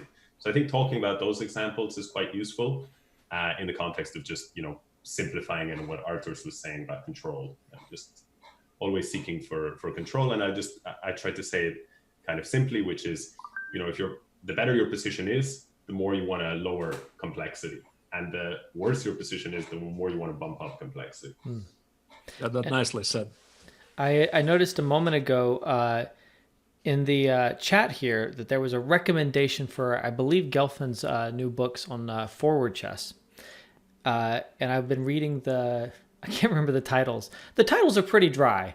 The material's great. The titles are dry. I think you pointed that out, Kostya. Yeah, technical decision making. Whichever the first one is, I've been kind of working through the first few chapters, and he made that point in one of his games where he was talking about, you know, as a player, it was very important to him to be critical of lots of decisions that the computer wasn't really critical of, but that made the margin of like accuracy, you know, more demanding, right? He has a strong position that's comfortable and he can do many things in, and then he makes a few inaccuracies, and then the computer's saying, oh, this is still plus 0.3 or something. But now only one move is plus 0.3, and the decision's very difficult because, you know, you might have made some really small errors, and it's easy to skip over those if you're just kind of skimming with a computer and not kind of dialed into the practicality. Yeah. Yeah, because when the computer shows you the eval, it doesn't tell you there's only one move to get that eval, right? Later. That's actually something that we're working on and including in chess.com analysis is that would be nice. Yeah. An idea of criticality, like when there's a move that basically is essential, that you only have one move and can you find it? And there are a few different applications of such an idea, potentially including fair play. So, for example, speaking about this position that Michael has against Rebecca, I just clicked on the engine. The engine says it's +4 for Black. But when I'm looking at this position, I'm seeing not an easy way to win. So I'm talking about this control. I want to simplify the position. I want to remain in control. Instead of this, the engine gives some crazy lines. The king is wide open, so both players are in time trouble. So it's very easy to go from +4 to -4. And so this again underlines that the strategy was wrong. Although, okay, Queen D1 he found. Very nice. That's a nice one. That's a nice Yeah, one. nice move. That's Yeah. a nice one. That's lights out, guys. Wow. Bravo. And this is a +4 position we can feel confident in, right? I wanted to say something critical there, but Michael Michael just made it insignificant. Okay. He shut you No, down with I'll- his excellent Queen D1 move. Shut me down. Yeah. This is a very, very nice effort from him. I'll give some credit to the puzzle format where they had to solve, these tactics with 30 seconds on their clock. And I'm going to take credit for that, for the confidence to find these moves at the highest stages of chess. When's the next round? So after this will probably be the last game. I don't think we're going to have any more games after this. We're going to take about a 10-minute break. And the next games will start around between 11:45 a.m. to 12 p.m. Pacific time. But we'll be back a little bit before then. We can just continue the discussion while the students are on a bit of a break. And this is, I think, the last game in the round, right? Should be, yeah. So our victors are Kimmy, who won 2-0 in the Rapid, and that game just finished. So Ponziati Master, Michael, also picking up a 2-0 victory in the Rapid. And Mitch won after going to Blitz, the fastest match, despite going to Blitz. And then Chess Gaines also got a 2-0 victory against Jesse February. And we missed the Rook in game, but he converted Rook in game here. Yeah, I mean, what we should say is that Jesse could have easily drawn it at any point. Right. He was just, in a must-win situation. So, I mean, really, it's kind of like a 1.5. And credit to Jesse for just like refusing like simple draws to just go to the last move and just see if there was any chance that he would flag or blunder something. Yeah, I mean, Max is pretty solid in the end games, and he hung in there just fine. Right. So Sam, can we the full bring point up kind the? of is... Oh, sorry. Go ahead. Oh, I was just going to say the full point is kind of a bit deceptive, because Jesse, as you say, should have been able to equalize if that was a viable option for her. But it seemed like Max played really, really well in the end game, and just looks like very nice play from him, kind of taking advantage of every opportunity in the end game. Sorry, you were saying Kostya. Yeah, let's bring up the bracket if you don't mind, so we can we'll show the pairings for the next round, and I'll let the participants know as well. All right, we've got that up. I've got to update everyone here. I'll get that done in the break. Okay, cool. So yeah, we're gonna have Kimmy versus Michael in the semifinal, and Mitch versus Max in the other semifinal, and that means that Dylan, Rebecca, Frank, and Jesse are going to be going into the lower bracket, and they'll be having their next match as well. Who versus who? In the Rebecca and So it's going to be Kimmy versus Michael, Rebecca versus Dylan, Mitch versus Max, and Frank versus Jesse, and they're just going to do random color for this next match. Okay, and we'll have full brackets updated after the break, which it feels like it's a good time to go to the break now. Anything to add before we go to the break, Kostya? No, we'll be back in about 10 minutes, guys. Stay tuned. All right. See you soon. All right, everyone. Welcome back. We're advancing now to the next stage here, which would be the quarterfinals, essentially. Semifinals. Yeah. We got 4 matches, but we're using a split bracket system. So now we're on to the semifinals. Before we do, let me show the matches that we have right here. We've got updated brackets. So we can see the top bracket here, Kimmy versus Michael, Mitch versus Max right here. And I'm going to show that also on this graphic. I don't think we know the colors yet, or we haven't announced them yet at least, but we also do have a second bracket here for the players competing for 5th place. That's going to be Dylan versus Rebecca and Frank versus Jesse right here. And I got a message here from Frank during the break. Arturs, I think you're his coach, and you were mentioning that he's been dealing with some, different personal things during the course of the event that were really throwing him off. And you didn't want to mention what that was. And he said that, you can absolutely mention it just to kind of clear the air. His family's basically dealing with COVID. He doesn't have COVID at the moment, but his family does, which is obviously sad. We hope everyone's very, very healthy, but that's certainly going to make it challenging for him competing in this event. And he said he was okay with everyone kind of being aware of that. And you, of course, had alluded to that challenge a moment ago. It's so hard to play when like anything is going around, especially like in your family. Absolutely.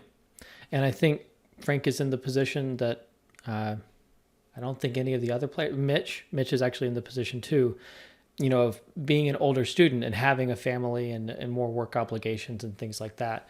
And that's always going to be a challenge, right? So certainly chess players and lovers all around the world are enthusiastic about chess across their entire lives. But once you've got a family to care for, in this case with, very explicit needs and challenges right at the moment, that's also going to make it more difficult, as I think everyone knows, and most of the coaches here know. Okay, so let's jump to a game. Do we have the games up yet, Kostya, or should we? I think the students will be starting actually in a couple minutes. I told them they can start anytime between 11:45, which is like basically now, and 12, so anytime in the next 15 minutes. Officially, like 12 p.m. is the start time, but I think they all were kind of antsy to start early anyway. But in the meantime, actually, maybe we could bring up the maybe the main bracket, the championship bracket. Okay. And so we'll remind viewers, basically the way this is going to be scored is that, of course, first place in the competition is going to be really important for, the players. Everyone wants to be the student champion. But ultimately, the standings of the competition are going to be based on the team score, meaning the combined score of both players, with first place getting 8 points for the event, second place getting 7 points, and so on, with last place getting 1 point. And then the combined team score is what's going to decide which sensei becomes the ultimate sensei, and how the final teams play out. So that means that like really every match is going to matter. Of course, we'll probably focus on the top bracket, but in the bottom bracket, it's also going to be very important for the team standings to see who is going to be able to place as best they can. It's a little bit unfortunate with this format in that if you lose your first match but win your next two, you'll still place lower than someone who wins their first match and then loses their next two. They'll still get fourth place. But well, that's the knockout system for you guys. Absolutely. And there is $2,000 available in prizes. So significant stakes. I showed that graphic a moment ago with the prizes. I'll actually pull it up again here. So first place team, $800, second place team, $600, third place, $400, fourth place, $200. And there's already been $600 in prizes for the Blitz battle and the puzzle brawl as well. So serious prizes up for grabs, as well as the title of Ultimate Sensei to the coach with the winning team. I'm curious, for the student winner, what would be the appropriate language, Kostya, for the student victor? Are they Ultimate Padawan, or what? Do we have a title yet? It's a great question, caught me way off guard. I did not warn you. Post and I have been wondering about this for 6 months, actually. Yeah, we've been going back and forth, like grasshopper, student, Padawan's really good. Wow, now that that's in the mix, that's gonna be in the running as well. Maybe we'll just throw up a poll. We'll see what the fans think this top student should be called. But right. it looks like we got our first game underway. Absolutely. The first game is Queen's Crawl, Jesse February versus Frank Johnson right here.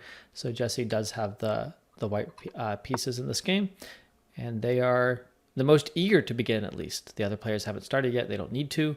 So these players are jumping at the chance here. Yeah, we'll get a bit of a staggered start, which is cool. I always like being able to see the games finish at different points. I know that at chess.com for things like the Pro Chess League, especially for the biggest matches, we use a staggered start so that everyone can process as many of the games as possible. When you have 4 games going at one time, you're often missing critical moments. For instance, we missed the end game that Jessie actually played just before this, where she needed to win, pushed, couldn't get the win, ultimately lost the game because there was so much interesting play happening on the other boards.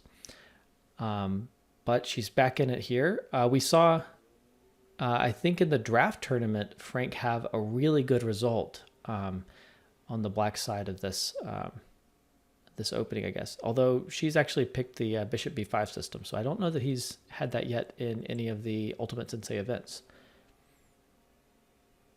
You mean Frank Rossalima? I'm pretty sure he had it. Okay. Obviously, he would have Frank a ton of also experience. plays my opening, the Hyper Accelerated Dragon 2. Right. And that's what I was thinking of from the first draft tournament, is he had a really nice win. Right. And I think, Eugene, you were saying that he had followed all of your basic suggestions, all the best play in that event, and it was one of the best wins we had in the first round of the draft tournament. Yeah, that's right. Coaches, was anyone here kind of DMing with any of their students regarding opening preparation? No. Okay. Who was DMing with their student? Well, I was mostly giving them a pep talk. What did you just say? like a virtual pat on the back? What is a pep talk? More like, practical advice, kind of to not think about the previous games and to focus on the new matches, play what they're most comfortable with. Openings don't matter that much, and that kind of stuff. Anyone else? David, you were DMing with your students. What were you suggesting? I just told them I was proud of them. Daddy's proud. Good job. No, I told them to have fun. I told them they did well, and I told them to have fun. It's a lot of positive encouragement in my lessons. Alex, were you messaging your players? Yeah, for me, I feel that Dylan and Mitch actually are, from what I've seen, actually very strong and very good understanding of chess. But sometimes they have, I think, a bit of difficulty in these high pressure situations. So the main thing is just, I was sort of giving them some encouragement as well, like David, because I feel that that actually marks more of a difference than anything else at this stage. Absolutely. And Arturs, you were giving serious opening advice, right? Not really. I mean, I really. did use direct message, and I got a reply from Michael that he's using the time not to rest, not to relax, but he's doing some last minute preparation against Kiwi. So there you go. Quickly learning the bird. Right. We should switch over and see what he did against the bird, actually, if he had black. I don't think they've started yet. Okay. Yeah, they're still. Yeah, looks like they're the last game. We have 3 games going now. Actually, I'll post the link in the chat. You guys can follow all the games. Shout out to Perpetual Stalemate who made this for us. That'll have you following all the students, and you can watch the games live along with us.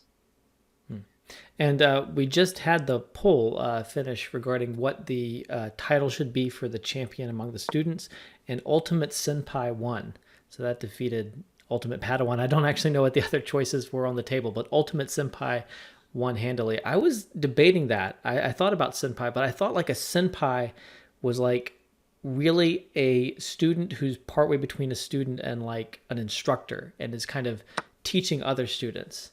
So it is how you would address a student who's more senior to you if you were a student yourself. So it makes a ton of sense then. Like an upperclassman or, I've not seen any That worked respect out for very nicely. upperclassmen, but yeah, I upperclassmen. just googled it as well, and I found some Gakusei or Seito, but I'm not speaking Japanese, so I don't know what they mean actually. Right.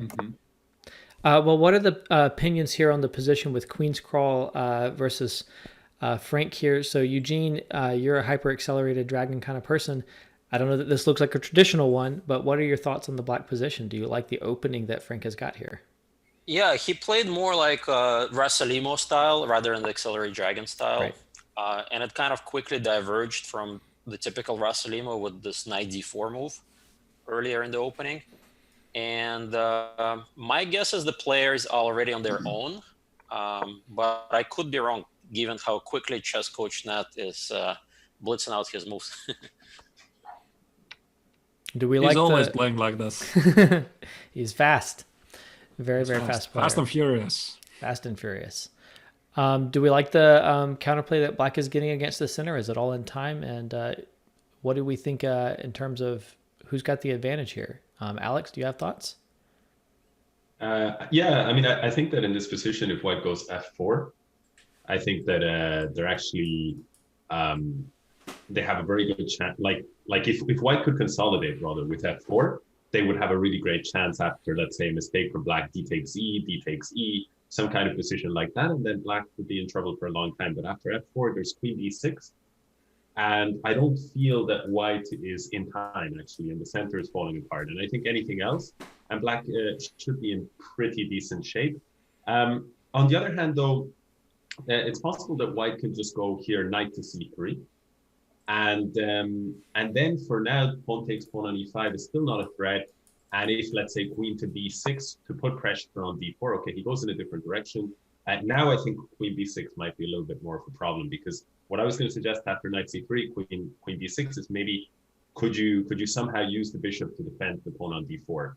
On the other hand, actually, yeah, I you know what? In brief, I like black here after queen b6. It gets very, very messy. I don't know. It's a very concrete position, though. It's tough to say. What do other coaches think?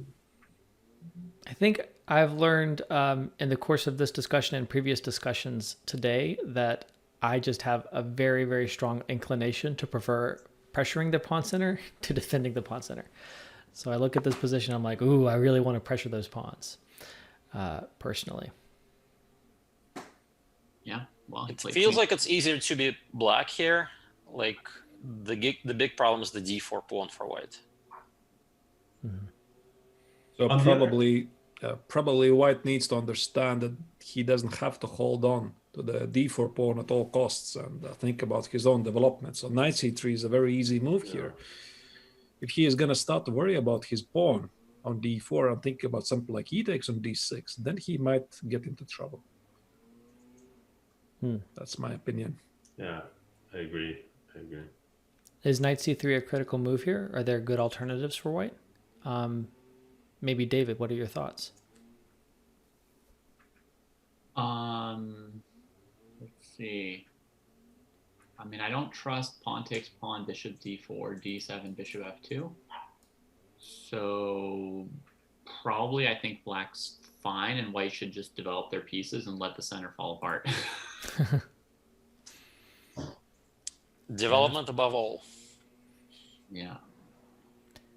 Sound coaching advice from our senseis, guys. Has anyone heard that advice before about developing your pieces? I think that's a good one. If not, you really need a GM coach. You really need a GM coach, right? You really need a GM coach here. Okay, well, let's switch over to some of the other games and kind of get a sense of the other positions at play. I am curious. Yes, it is the bird, but there are no moves yet. What is this? It's only the bird on the board. Okay. Just as I texted to Michael why you're not playing, and they just started. Okay, so I switched there like right as Kimmy had put the F4 move on the board. I was worried because I saw F4 and I didn't see Michael moving. I was like, what was he using his time for if he was preparing and he hadn't prepared for F4? What was he doing in the interim here? Look at this, B5. So he's picked a unique system. Somebody played this against me yesterday in my simul. How'd it go? I played like Kimmy at first, and then I played c3, queen b3. And then a6, a4 kind of thing. But because I was blindfolded, I didn't realize that you can just play bishop d5 to kick the queen.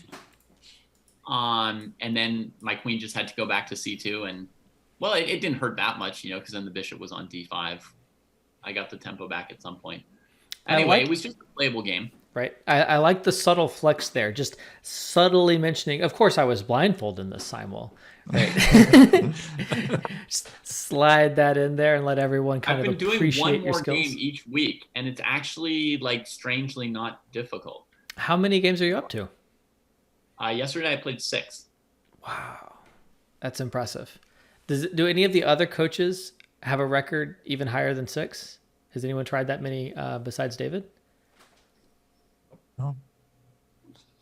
But I was a member of the when I was in Russia. On the other end of it, I was playing in a simul. I was a kid against Karpov's coach Igor Zaitsev. There's a whole opening named after him in the Royal Opus, and he was blindfold against the top Russian kids who are already like I would say like 20,000, 2200 strength, and he was blindfold in 6 games. That was quite a match. Wow. That's impressive.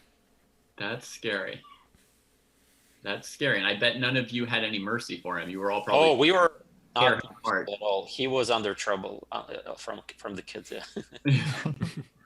It's a total detour, but who here has watched Timur Gareyev's world record attempt? I remember watching that stream, I think it was maybe 3 years ago now, where he did, I want to say 48 games blindfolded simultaneously. Did anyone see his that? world record was 64. I think. 64. He was cycling at the same time, right? Right. Yeah. Yeah. I didn't Yeah, I think it remember. was 64. I thought 48. I feel like Oh. this is Oh, a it could hill be. I'm going to die on.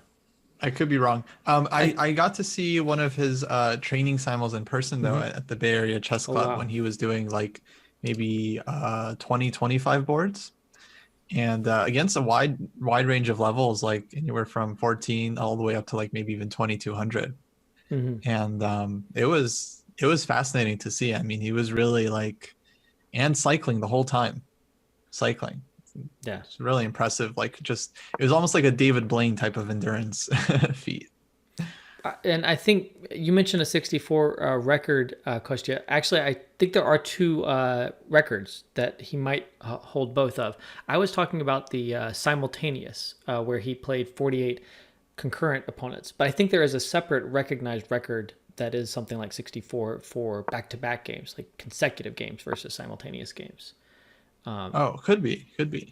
I think that one's something like 64. Oh, 48 games. Yeah, we're seeing in the chat. 48 blindfold games. How long does that take? Because I find with every game that I add, I need to add like an extra, like 10 minutes or so. For consecutive or simultaneous? I guess for this video that you guys had seen. It was over 24 hours, I think, or I Yeah, think it was that's what over. If not, it was really close. It was intense. It was long. Yeah. I mean, being mentally engaged for that long is just mind-blowing to start. I mean, remembering all of the games is crazy, but then doing it for that long without just collapsing physically. There's an old story that in the Soviet Union, it was illegal to play blindfold because they thought it led to madness. I don't know if that's true, but it's a great story either way. Are you feeling mad at all, David? It is madness, right? Why would you want to play blindfolded? I don't feel any madness. It was just like a cool little exercise, like solving some puzzles. But no, I'm not. I probably can't do 24 hours. I mean, I like challenges like that, but I'm pretty sure that my head would explode after a couple hours. I think you should add 1 game every week. Just do 7 games, 8 games. If it's hard, I'm keep maybe adding repeat. until my head explodes. I mean, there's no point just being like, okay, I'll stop. All right, that's cool. Before moving on, I should mention that before Gareyev held the record for with 48 games for simultaneous blindfold games, the record was held by a FIDE master, Mark Lang, in Germany, which I just think is interesting to see. Obviously a FIDE master is a strong player, but not a grandmaster or something like that. Just that he was able to kind of develop that skill. I just think it's interesting to recognize kind of other disciplines in chess when you can, whether it's problem composition or things like this. So I know that Gareyev worked with him as part of the training, and they kind of communicated about techniques for this kind of level of memorization. So we've got d4 on the board here. Pawn just captured on d4, and this is going to lead to a dynamic structure, certainly. Maybe Eugene, maybe you could comment on this position here and what you think of this transformation. Felt d4 is a very strange move to me, maybe anti-positional even, if you will. Mm-hmm. I didn't really quite get it. The more natural move would have been something like d3, e4, transpose into a little bit of a close Sicilian structure with a little bit odd place knight on a4. Typically, the knight ends up on e2 or d2 in those positions, but at least d3 and e4 made more sense. d4 is quite unusual. David, is this your preparation? No, I would never play that move. Knight c3 seems like me. I think David just gonna confess that he was suggesting to play f4. No, if she'd asked me, I would have said to play e4 against Michael. Is it possible to get ambitious here as black and to strike out with e5? Is that much too much? It's possible, but you could get such a good game with bishop g7 and castles, I think. I think black is already happy here. Just play bishop g7, play castle. Think about the knight on b8, either c6 or d7. Just make those natural moves and think later. e5 is not necessary, at least. It feels like Sicilian gone wrong for white. Mm-hmm. As a Dutch player, and the bird is kind of a Dutch with an extra move in some ways, depending on how you play it. I can't think of any time in the Dutch that I've played d4, other than a transposition to a stone wall for some reason. In which case, there's definitely no exchange here. Well, she picked the proposed solution here, the confident bishop g7 and castling. But it does seem like the position is going to slow down a little bit now as white gets the pawn back, but still has these kind of structural issues on the dark squares. So let's switch over to some of the other games here that we haven't seen yet. And there's queen. There was an interesting tactic that would have happened in Rebecca's game if you want to start with her. Let's see. I've got her right here. All right. And what move was the tactic on? So at some point when she took on f5, I believe move 14. Okay. Black had an interesting discovered attack, not recapturing the knight back. Interesting. So she did play e4 check. Pawn takes and knight e4 check. Okay. That looks like a piece. Now, Dylan did not play knight e4, which was kind of surprising. But what happens after bishop d2? So yeah, that was the calculation. So bishop d2. And what's going on here? Aren't you... Okay. So I guess it's going to a complex endgame? So if knight takes d2, do you have the intermezzo knight takes g7, right? Yeah, you have to, otherwise you're losing a piece. Okay, then king f8, then queen takes d2, and what is this endgame? Maybe or maybe intermezzo knight a6 check first, and then queen takes on d2. Yeah, knight e6 may be more important. So yeah, that was an interesting double intermezzo. Mm-hmm.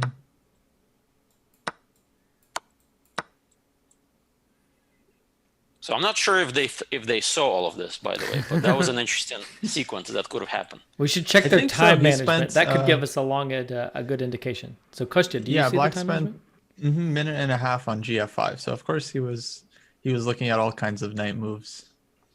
It's interesting. It's not so crazy. Bishop takes d4 instead of knight e4. Normally it's crazy, but it might work here. And there are some. I feel like this could almost be like a Dvoretsky kind of exercise where you really get in deep. Like after knight takes g7 check, I kind of wonder if the king maybe should even go to d7 so that knight e6 isn't possible. And then you can play rook g8, right? Yeah, you play rook g8, you trap the knight, which will still give itself up, but at least you're getting an open g-file and preserving a better e-pawn structure.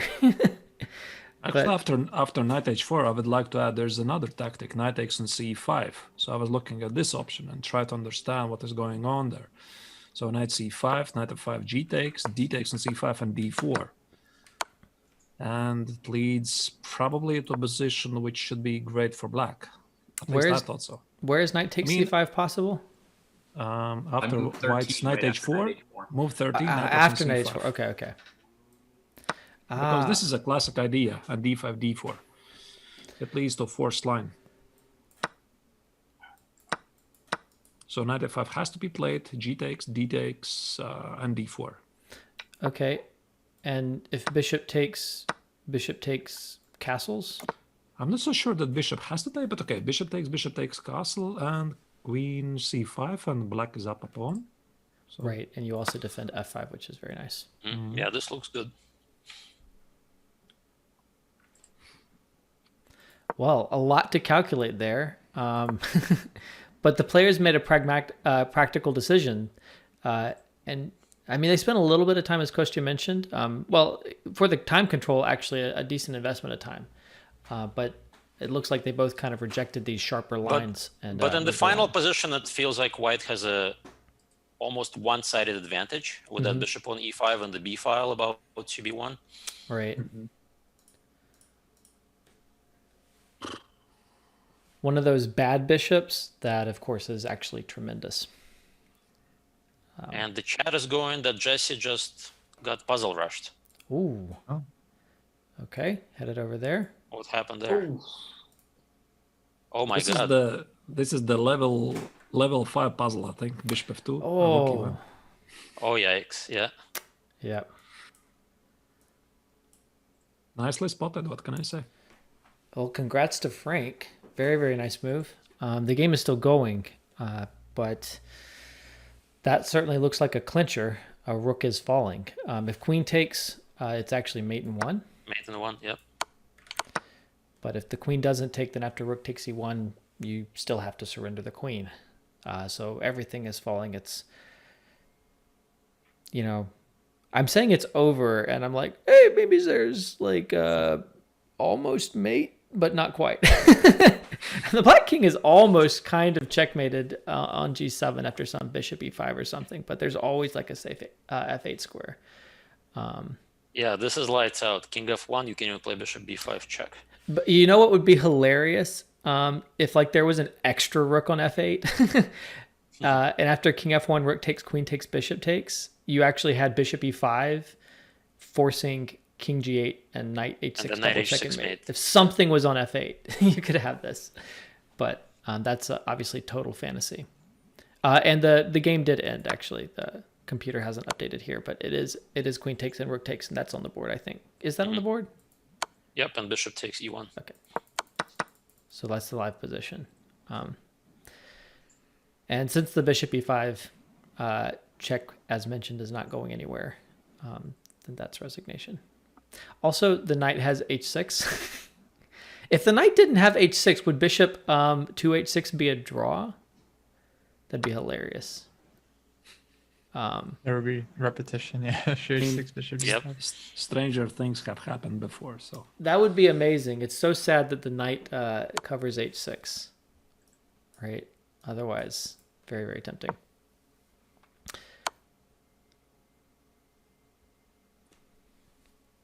Yeah. Well, I think we can... Looks like Rebecca should be winning. So good news for #chess fans. yeah, Because that looks like crushing attack. Yeah, I guess the simplest is just to get the queen to the b file and rook b7. Yeah. Now, if you're talking about the simplest, I would just take the piece, because I think I had this discussion with the students that, I mean, there's this even famous joke, Eugene probably knows it. If there is a situation, you have a choice. I mean, you're supposed to checkmate in 5, or you take a rook. What do you choose, right?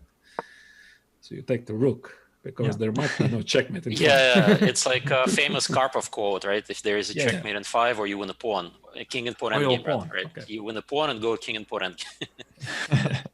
Also, winning the piece probably just one more material, right? Because here... Well, I mean, it's very over, but after f6, if rook b7, you give up the queen and you struggle a little bit. I think on f6, you can play bishop d6 check before rook b7, and then no more struggle. King f7, rook b7. Okay. Plenty of good choices for Rebecca. looks like she's playing super confidently. I think we don't get a chance to interview the players afterward, but I really wish we could ask Rebecca how much time she spent with knight takes f5, considering like 94. We saw that she spent some time. What? It'd be interesting to see what she saw. What is happening here? Which game? I just don't understand what Michael versus Kimmy is doing there. I mean, I'm sorry, I didn't want to interrupt you. But, No, of course. There's a queen sacrifice, but even before, if we can't switch to it, I'm already very unhappy that Michael played d6, d5. So this is a move you don't play, 12th move. So the knight on a4 is out of the game. So instead, black is eyeing for this mysterious e4 square. Nobody cares about the square on e4, yet he plays d5. And then suddenly after c4, d takes queen c4, white is simply better. And a couple of moves later, Kimmy loses a queen. Very confusing. Yeah, very, very strange game. Maybe she didn't know her rook was undefended here and planned, knight somewhere heroic. I don't know. I think she missed bishop a6. Bishop a6. Yep. 16th move. Mm-hmm. With the issue of queen c5, queen trade, and bishop takes e2. No, I mean the pawn on e2 is under attack, so maybe this queen c2 knight e4 was a deliberate queen sacrifice because the alternative was simply worse. Is really fine. Queen c5, rook c5. If bishop e2, there's rook d to c1, and yeah, probably best position white's had all game. Quite a gonzo decision to sacrifice the queen. This looks it's just lost, to be honest, because knight e3 now is incoming. Mm-hmm. So what do? Knight e3, knight g2. I would try to simplify the position if I was black. Knight e3, maybe knight e6. I just take on d8, on d1. I'm sorry. Does it work? Oh. At least I can do that. I figured you would let me know if it works. I mean, I didn't calculate that. That was just the first idea. I mean, after knight e3, knight c6, I can even play queen e8. Queen e8 is rook d8. Queen e8, rook d8. So Yeah, I think rook just d8. queen d1 is very clear. Queen Yeah, d1, queen yeah. d1. Takes a lot. All right. So looking What? very, very good. Mitch just drew his endgame up like 2 pawns. Okay, I don't think we've really looked at Mitch's game yet. Where is that one here? Yeah, this one was pretty Max never gives up. pretty dry. Yeah, it looks like Max was able to find the perpetual. Mitch with 12 minutes drawing a likely winning endgame. Yeah. Classic Mitch. Dojo fans know very well what I'm talking about. So they'll be moving on to their next game. They can have up to a couple minutes break here. Looks like Rebecca did win her first game. They're on to their second. And Frank and Jesse on their second game as well. Jesse needing a win to stay in the match. I've pulled up the game between Max and Mitch here. At what point was he up 2 pawns? After queen takes h3. I hadn't gotten there yet. That's on the board now. Everyone can see that. Yeah. Max had actually blundered this queen b3 move, right? Yeah. Instead, for students of the endgame, h4 is the move that, a master will automatically play with 0 seconds on their clock. Just have a few less hanging pawns. And if black wants to advance their pawns, you get the maximum number of trades of pawns as black approaches you. So, queen b3 probably should have cost him the game, but that is like the most instructive chess era I've ever seen. Like giving a hasty check, you think the move can't possibly be bad, right? and then queen d6, you're like, oh god, I can't trade, and I'm dropping h3. It just seems like a position where you couldn't possibly be making an error that should cost you the game, right? Like, how could queen b3 cost you the game? And yet it should. Right. Fascinating. Still, Okay, game 2. never ever easy to convert a queen in game. Okay. And Max switching away from his usual Philidor against Mitch for game 2. Very interesting, going for just the modern setup with g6, d6. Actually, it's not so easy for white to really prove it, because I've been preparing my students against g6, bishop g7, d6 setups. And I was looking at highest level games to find one very clear system how white is claiming an advantage. It's not so easy. Of course, computer loves it, but I think it's very competitive system for black. And recently I've been playing myself as white here. I was just aiming for a very quick bishop e3, queen d2, long castle. I think that's the simplest one, followed by h4, h5. I've tried everything myself. But I like this from black, actually. You like this for the black side? Yep, I do. I know the engines don't approve. That's actually a really nice thing sometimes when the engines don't approve, because it means your opponent doesn't have much to go on, as opposed to where the engines are giving clear paths. When the engine's like, Yeah, it's kind of like much better, and there's no plan. yeah, it's like opening arbitrage, like when you find good positions that are relatively unexplored. Right. Good point. Okay, Google, what is arbitrage? According to Wikipedia, in economics and finance, arbitrage is the practice of taking advantage of a price difference between two or more markets. Okay, your analogy is too complicated there. There's a full paragraph here that is referencing economics and price differences, Kostya. Like, it's very, very simple. I won't get into it now, but people can Google it. All right, there we go. For everyone watching, I have a strong feeling that was probably the best analogy ever, and your Googling time will be well invested here. Yeah, shout out to all the econ majors in the chat. Are you an econ major, Kostya? I had an econ minor, sure. Yeah. All right. Someone says that Rebecca's actually a PhD in economics. Wow. So we should get her in after the game. She can explain in the chat or something. I didn't know that. That's just absolutely brilliant. Being on her country's national Olympiad team for the female team for South Africa, and a PhD in economics, and a contender here in Ultimate Sensei. I mean, that's just a huge set of achievements right there. Yeah. That's fantastic. By the way, speaking about PhD, there was a famous German grandmaster's birthday a few days ago, who is really famous in the study of ancient Egypt.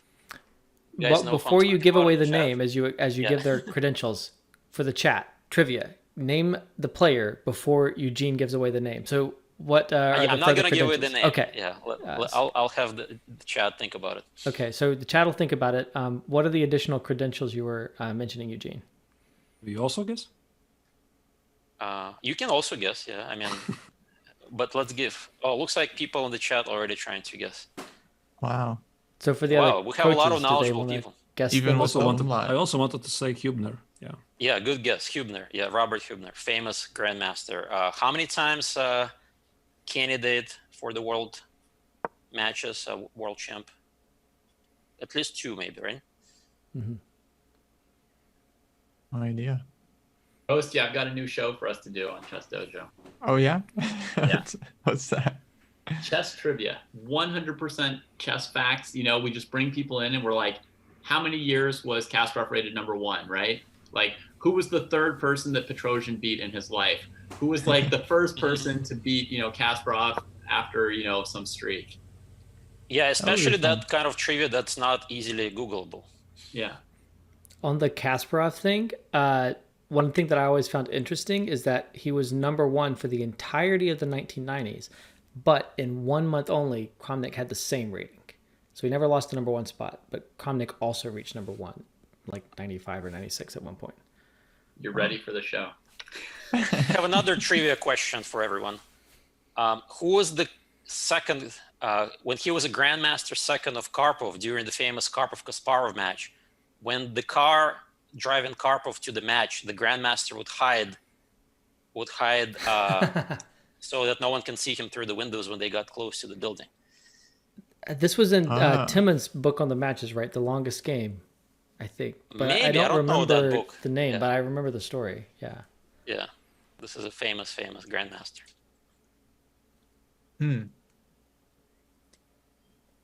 We also have to ask which Grandmaster would be humble enough to be willing to do this.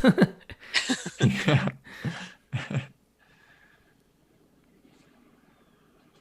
I don't know. I think we should stick with Kimmy's game for the time being, by the way. Yeah, let's have everyone think about this one. Yeah, they're still on their first game in Absolutely. the match.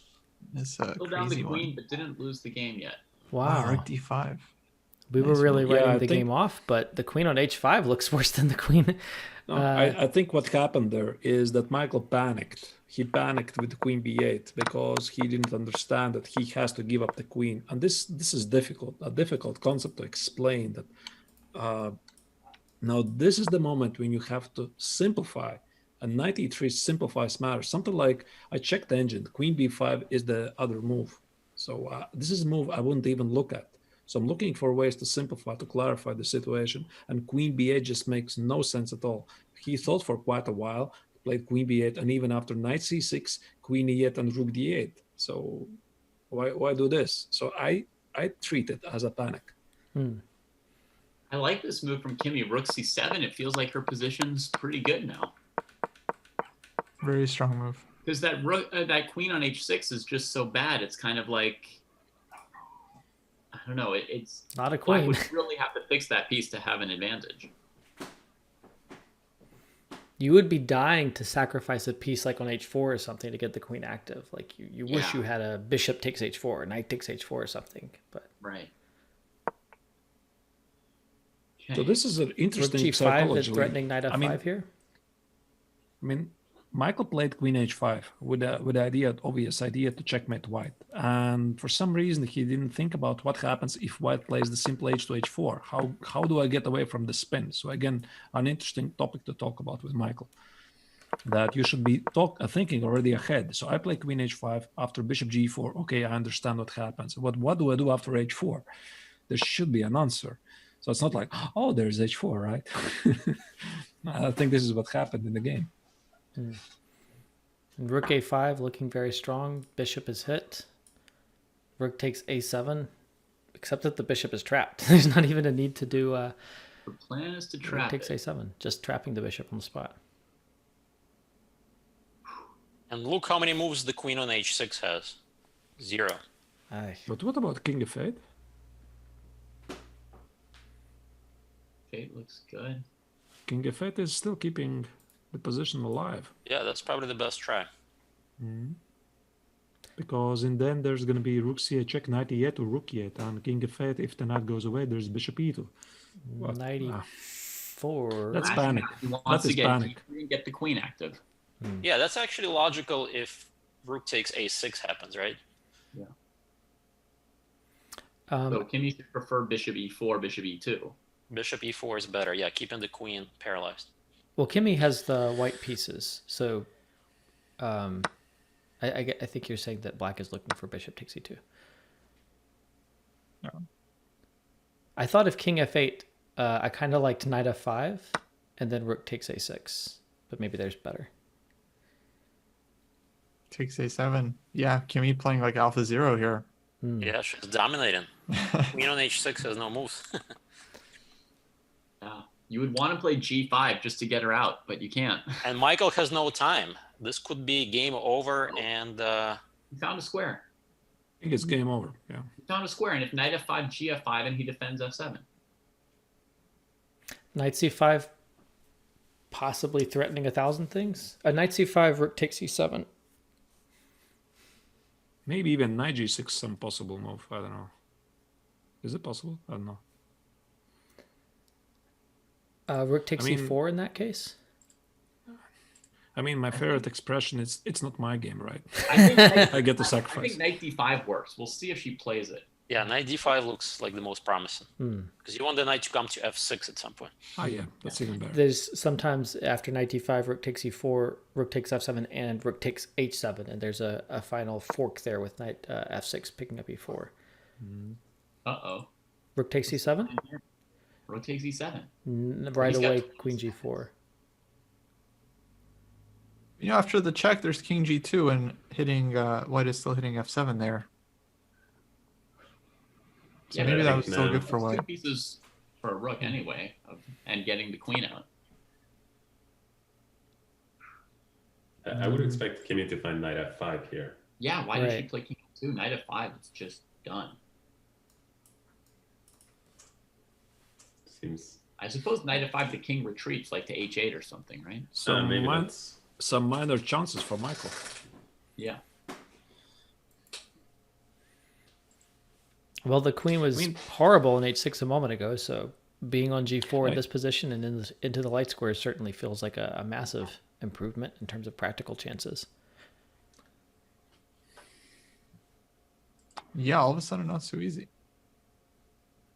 But Kimmy's using her time, which is a really good sign because she probably has a forced win without having the computer analysis on, like knight f5 or something. Okay, she goes for knight d5. That allows queen e2, which he plays instantly. I guess it should be somehow winning for white, because rook f7 feels like a decisive move. Right. Yeah, rook f7 is a mate Eight threat. all with checks, so black doesn't have time for rook takes bishop. Wow, knight d5 is very strong. Is the Black king goes hiding for on h2 and then bishop g2? That's the idea? Yep. Yeah. And there's not even rook f8 because of knight e6 check. Wow. Maybe this is actually the way to play. Rook f8, knight e6, king h6, knight f8, and queen takes on e4, and try to muddy the waters somehow. 10 seconds. So whatever he's going to do, he's got to do it fast. Oh, I see a win for white against them.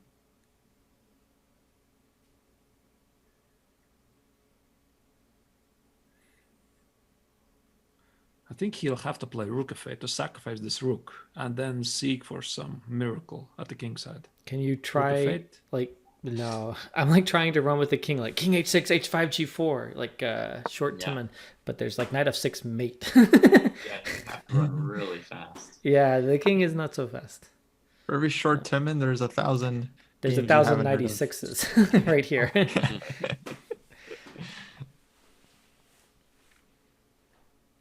That's what makes short Timon so great, though. Of course. I mean, knight e6, king h6, knight f8, bishop f3, knight e3 also wins. Queen e3, rook f7, there's a mate. It's Yeah. not so difficult to calculate. I think Kimmy is going to find it. And Kimmy, I think, David, you were mentioning that she struggles with confidence. But in her play, I never really see that. I mean, I'm not questioning at all, but like when you see her play, like in the a puzzle brawl where she was playing, and in her games here, like she seems to be really focused and to calculate incisively in the moment. I could also see her playing knight e6 to g5 here as sort of like a practical maneuver, because she's up enough material right now that, you know, if she avoids bishop f3, she's winning pretty much.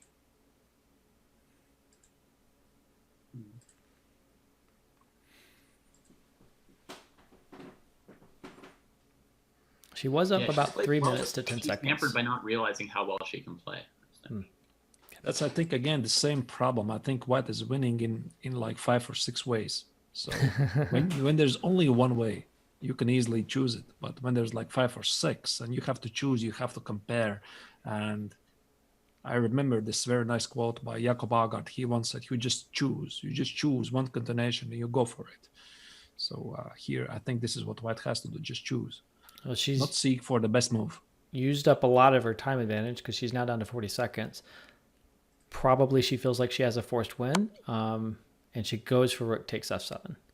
What? Is this doable? But king h6? Wow. I think, yeah, I guess it still works. She's still going to use knight e3, you think? Yep, knight e3. And knight g5 in then. Okay, she's she did calculate cleanly, right? Wow. So she was ready for it. She used all of her time and was like, I know knight e3 in this position. All right. She's giving daddy high blood pressure. Oh, Oh, this is pretty though. Like knight g5, king Yeah, h5, and then bishop h3 mate, h3 and then- mate. Oh, Wow. Kimmy. Look at this. He's on fire. Nice. Yeah, Rook takes a7. that's beautiful. Everybody This better was the get. Speed Chess Championship. They be going crazy. Oh yeah. What? Oh my god. That's my best Danny Rich impression. Throw your head back and grab your face somewhere. Right there. Wow, though. That's nice from Kimmy. Like using her time and then just bam, bam, bam, bam, bam. I've seen this whole thing and I am cold and certain and confident right here. I just read Kimi wrote in the chat, why do we always get such weird positions? And she's the one who plays a 4 in the opening. Wow, so that's their first game. Michael will need to win to stay in the match. Mm-hmm. And let's see, in the meantime, oh man, Jesse's down to 1 minute. Yeah, that's the pressure. And But- she's doing good. She's, yeah, up. She's got 3 a lot pawns. of pawns. One of them matters more than I think all the other ones. Wow. Yep. If she wins this one, then there's a tie break. She's gonna tie the match. Yeah. Mitch has some kind of a death wish. He just offered a queen trade. I don't know why he would do that. With queen e3, Yeah. that was declined. Black elected to pick up the pawn instead. And now knight d4 on the board in this game. Ooh, tricky Mitch. Hmm.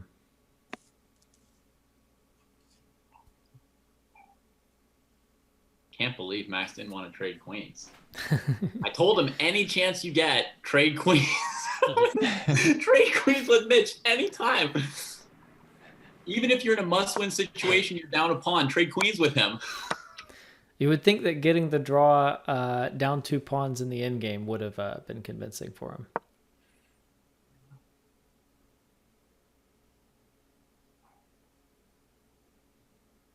Okay, don't What go does, F5. What does Black play here? F5? What? No, don't go F5. Okay, no. I was like, hey, I like sacrificing rooks, but felt like you could play maybe knight c7 there and then push for d5. Right. Knight c7, bishop c4, he would maybe have to sack the pawn with d5 or something, so he chose to prevent bishop c4. Right, okay. Yeah, rook c8 looks reasonable. Very interesting position. I think black is simply better. I mean, f5, knight f6 incoming. The king is exposed for white, so white should be begging for the queen trade somehow with queen d5. But even f5, queen d5 takes, knight f6, rook d6. Knight e4, there's rook d7. But I would choose black, definitely. I'm just like wanting to play rook f7 and put the rook on the queen side somewhere. Yeah, rook f7 was my instinct too. I think if white will manage to put the bishop on b3, then he's okay. If he won't manage to do that, then the queen side is exposed for attack. It's hard to get the bishop to b3. Are you thinking of something like bishop b5, a4, b3? There's time, yeah. Yeah, if it works, then yeah. Okay. I like queen b4, keeping an eye on d6. Now, maybe d5, knight d6. It's loose, but...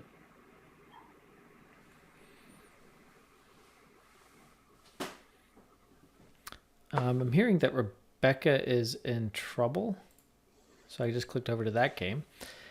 And she has the black pieces. Dylan has the white pieces. There was just rook takes b2 in this position.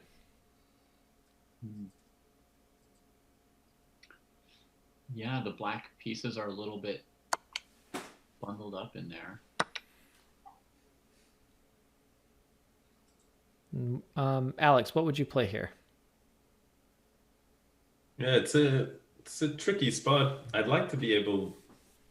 I mean, my first instinct was d5, but it's so risky, especially with knight c5 coming in, and I don't like to allow knight c5. So then maybe something like that keeps the tension, rook e1, something like this. It strikes me as the way to play. And But is there pressure. d5, knight c5, d6 maybe?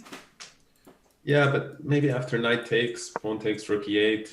I'm not so sure, but actually rook c7 is rook c7 looks just great. But there'll be a knight. There'll be a knight on a6 there. Oh no, you mean in the actual game? Mm-hmm. Yeah. And that's on the board. No, play a strong move. Is pawn takes on d4 possible? Because the bishop is hit on e4. So bishop d6, queen takes e4. But maybe bishop f5 and then bishop d6 is still in the air. It seems. Oopsies. Maybe you can risk it with rook d8, but it feels like some tactic should be there. Queen c6 even just. Once you suggest bishop f5, I'm like, I never would consider rook d8 as a viable option. Yeah, I would. Oh my god, that move terrifies me. Yeah, but it's hard to find a move for black here. Mm-hmm. And Rebecca's up a game, so Dylan needs the win, but he's got a great position to be pushing for the win and the chance to equalize the match. Mm-hmm. And he did capture on d4, so bishop f5, your suggestion is he just won, so there's one match going to a tiebreak. Right, let me switch over there. She did manage to send her pawns further down the board. e3, captures on f2, and she's actually already up a piece in this position that we're seeing in bishop e5. Was enough for Frank to call it a game. Of course, that just equalizes the match, as you just said. So on to the Blitz tiebreaks. So we'll, as soon as they start those games, we'll try to focus on that for everyone in the chat, because obviously the Blitz games are going to be happening much more quickly. So we'll want to try and keep focused on that. We've only had one Blitz tiebreak so far, so this will be our second Blitz tiebreak of the day. Oh. And again, it's Frank going to the Blitz tiebreak. He did it against Mitch in the first round of the day, and now he's also going to tiebreaks against Jesse. So he has the benefit of experience in the format. Mm-hmm.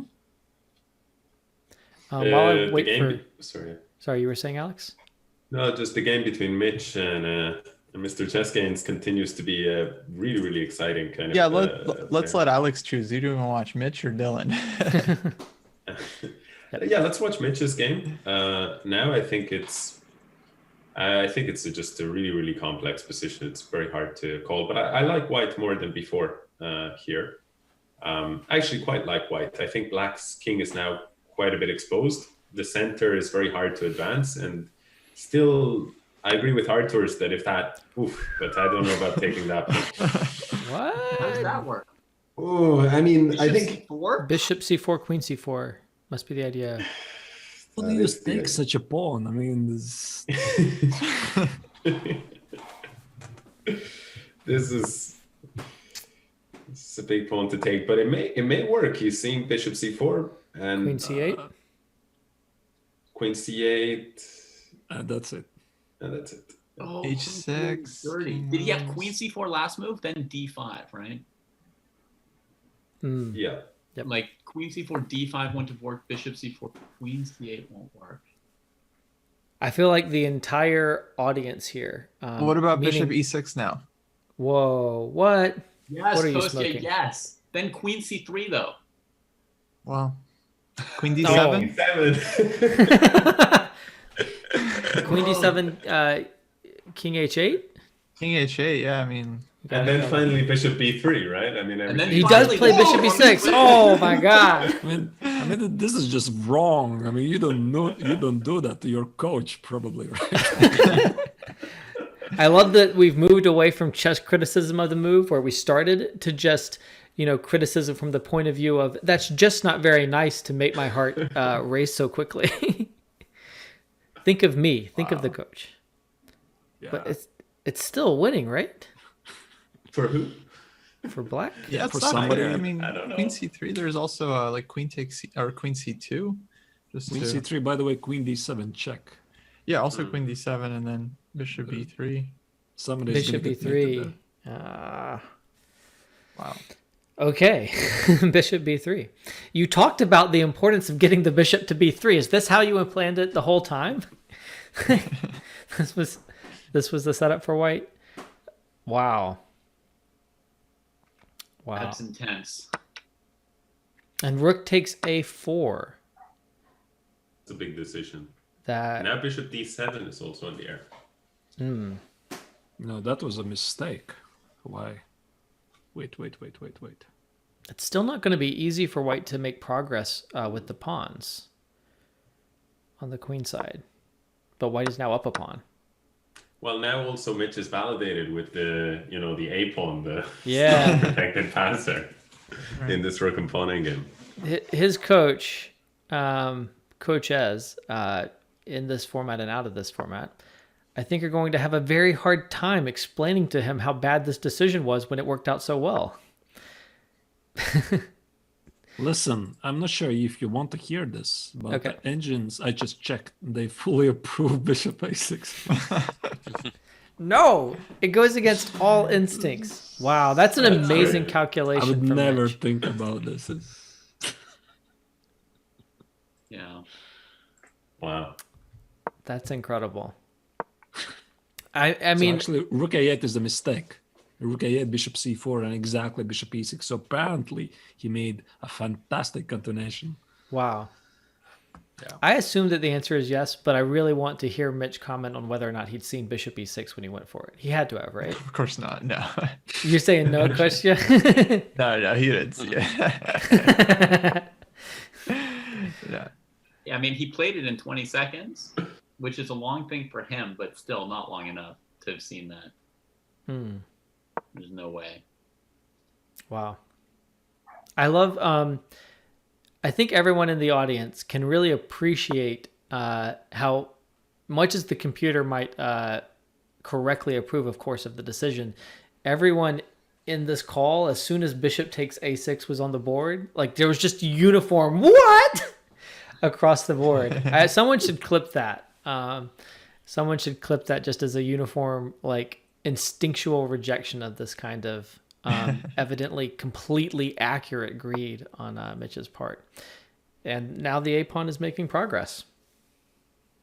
So what's the betting on a win for white versus a draw for black, or even a win for black at this point? Show of hands, who thinks that Mitch is going to convert this from the coaches? Alex is a believer. Yeah. Although I think that if he doesn't convert it, I think that the tie breaks are going to be really difficult to manage psychologically, because he had that 2-pawn advantage in the first end game, and now he's got the key advantage here. So, and there's a lot of venom in this position as black, with the central king and the pawns pushing forward fast. Mm-hmm. And rook h1 is a bad sign, right? Who cares about the h-pawn? Yeah, this is what I don't like. Yeah. Like 7 seconds on rook h1 when he could have calculated, played like a5, rook a6, and then b4, b5, right? With the idea of hitting or taking the d6 pawn and probably just winning. Yeah, I'm also concerned by rook e3 instead of rook d4. Yeah. Now f4 is coming with tempo. Now I think There's going to be a series of concerning moves here. Yeah, these pawns are coming in like, mail-in ballots for black. They're just not trending well for white. Black was ahead the whole time. I'm going to switch over really quickly as this kind of settles in, although it's still, of course, an incredibly dramatic endgame. I'm going to show the position between Dylan and Rebecca really quickly here. E3 just played, so it's looking great for Rebecca, I guess. Yeah. Dash Has a nice G2? attack. G2, the opposite colored bishops have that famous attacking potential. That queen can't get anywhere on a6. It seems like there should be a check, and there is no check. Yeah. Yeah, it looks crushing, the first impression. All right, Yeah. rook takes g2. Let's go. Ooh! Puzzle rush. Rook takes 2 g2, seconds. White queen tries to g4. block the white squares, but Eugene says no. No way. Oh, that's very nice. I really want to All switch right. to the blitz game here between Frank and Jesse. Here But we need the let's poll. see if How rook many takes people- g2 happens first. How many people think she's gonna find it? Quick poll. Oh, she'll find it for sure. Yeah, I should find it. She has plenty of time, guys, and she's Ooh, been I'm solving sorry. 1,000 puzzles. Keep that in mind. 1,000 puzzles. What's 1,000? Now these 1,000 puzzles are put to test right here. All right, this should be piece of cake, right, guys? Yeah. You just I'll check, bet on check, check, and mates. It's not too difficult. It's not like you have a lot of options too, right? Like bishop takes f3 doesn't really. Oh. Bill. Oh, that was worse than bishop takes a6. Oh. Just a uniform groan from the six people on the call right here. All right, I'm switching over really quickly, and a good queen's off the trade, yeah. board. Nice back crank motive here. We're at seconds for Jessie here. She's only got 11 seconds. I just switched over to the blitz game because this is obviously progressing really, really quickly. She's just given up an exchange on c1, whether intentionally or unintentionally. She has a strong pawn on d6 for it and access to dark squares around the opponent's king. So very, very exciting position on the board. Double-edged. Oh, nice move, queen c3, trying for the queen trade. That looks like a nail in the coffin. No, Frank is Wait. playing really well, I think, right now. Does it? What about bishop g6 now? Oh boy. Yeah, I was a little more confident. Queen e5? He wants bishop e7 to try and lock that rook away. Go somewhere else. I think just to just try not to flag. I mean, down to 2 Yeah, seconds. she has 2 seconds. She's flagged. Yeah, flagged. Flagged. Yeah. Flagged. Okay, so that's first game, and now Jesse will need to win to stay in the match. So for must win Armageddon. again with black. Second Yeah. time in a row. I'm going to switch over really quickly because these other games are tense, and we'll try and get back to that game as it moves out of the opening phase. A lot of action happening on a lot of boards right now. It looks like Rebecca's still going to get a win here. I'm Nice. at the Look at those pawns. game between Dylan and Rebecca, and D3 just played on the board. Beautiful. Not rook takes G2, beautiful, but very nice. Yeah, D2 here should finish. It's a pity because Dylan had some chances on move 35 to just to play bishop c5 and start trying to hoover up the pawns. Or And now Rebecca will clinch the match victory with 2 wins. Very, very nice effort from Rebecca. I'll show that move 35. Rook C1 played, and Alex, you're pointing out bishop C5 in the position going after these pawns. yeah, but I just realized actually that thanks for taking it back to this position. But after bishop c5, maybe rook d2 was actually Yeah, rook d2. Ooh. was crushing among various moves. I thought. No, so there were no chances that this. Sorry, excuse me. No, excuse me. I'm hallucinating. After bishop takes c6, I meant h4 instead of bishop c5. Sorry, there's bishop c5 at the later point. H4 seemed like some chances there. Nevertheless, I just saw e2, rook takes d4, and rook takes b4. So it seems like there's no way out after all. Very nice. Everyone, Alex has mentioned the idea of sacking the exchange and then just winning with the pawns anyway. Brutal.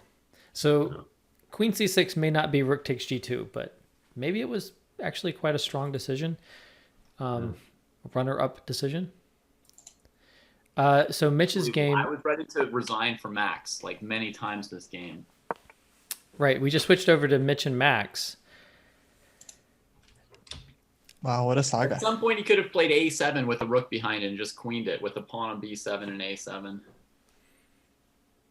In this position, actually, I think this might not be current. I need to hit the Move refresh. 56. Okay, yeah, sorry. Yeah, oh, wow. I switched over. I thought it was the current position, but I was not. It was in analysis mode. This is, of course, in totally different ball game, a drawish ball game. But mistake. No, not a for Max drawish. here. Key mistake now. H7 is coming. Wow. and he finds it. Was this winning the whole time at the end? Well, he didn't have time to take I on don't think G3. so. That we can see, I guess. I think Mitch will win this now. Rook H1. Okay, not a great start. Right, not the move I would have played, but it's a winning move. It's Probably easy good, win. yeah. Yeah, doesn't matter. Right. You want to make things complicated, but always the rook just sacks. So if he wins, he makes it through, right? Yeah, that'll be it, because the first game was a draw. So the final is gonna be It's Mitch. Mitch versus Kimmy. Kimmy. Wait. Kimmy's still playing. Kimmy hasn't. Oh, she's still playing. Okay. Don't jinx it. Don't jinx it. Yeah. All right, I'm going to leave this one because we do have that Blitz game going still, I think, between Chess Coach Net, white pieces in this game versus Jesse February, black pieces in this game. Let me make sure I get the live position. I think I'm in analysis mode. Okay. And Yeah, this is looking like it's heading towards Armageddon. Oh my God, guys, Armageddon. Yeah. Me going to go get the match command for that while we get set up. Sure thing. I mean, we'll see. We'll see. Certainly not over. And Jesse is down a minute on the clock, so Yeah. nothing's guaranteed.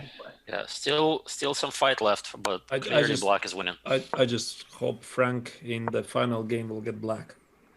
Wow. Kostya, how are we determining color for the Armageddon game? So if we can set it to random color, We can, that would be best. Oh, But- we can't. but we can of course randomize it using like some assignment, like a. Oh, then we can just flip a coin and Yeah, we'll flip a coin. assign it. Sounds good. Do you guys still have coins? Like I gave up on those long ago. No, I was implying like an online. Yeah. Online coin. Coinflip.com, which I assume is a website. That's almost certainly a website. Yeah, I wouldn't trust someone flipping it, but I would trust the button. Right. 90 plus 30 Armageddon. That's right. That's right. Those of you guys who read the announcement should know that the format will be classical Armageddon, 90-30 versus 45-30. We just thought it makes sense because Blitz Armageddon always decides classical events, so this is the logical continuation of that. No, just kidding. It'll be 3 versus 2 in the Armageddon with 2-second increment for both players. Let's see. So looks like, yeah, Mitch did win. So we can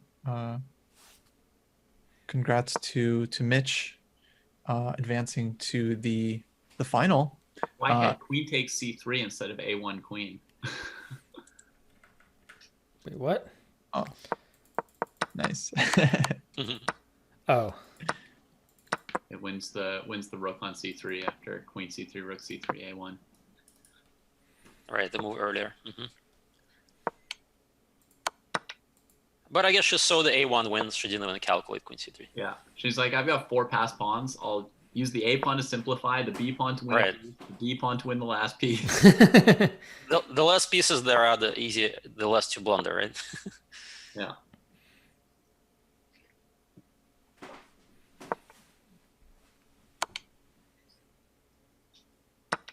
I don't know why e5 check.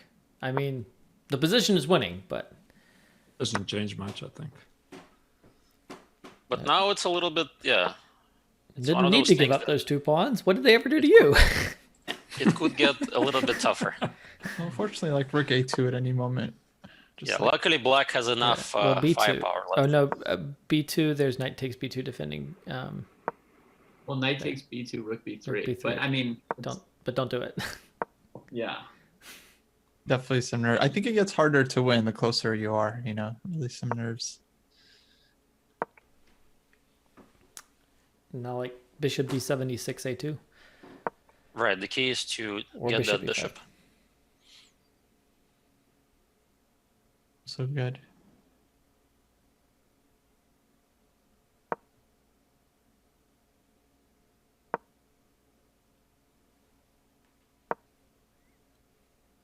Maybe she Right. wants bishop d1, c2. Yeah. But it's not so easy with the king coming to d2 now. Now b3 to a2. b3, a2, yeah, she should still find that pawn.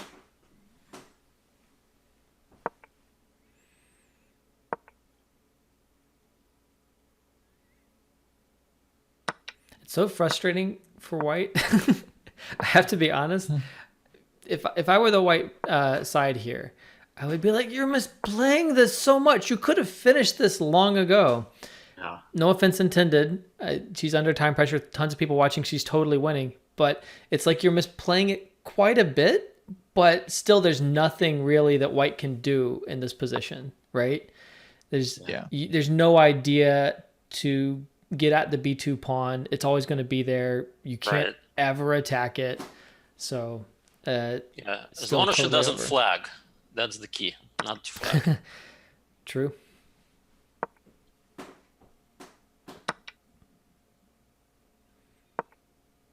Okay, now it's over. It's over. There we go.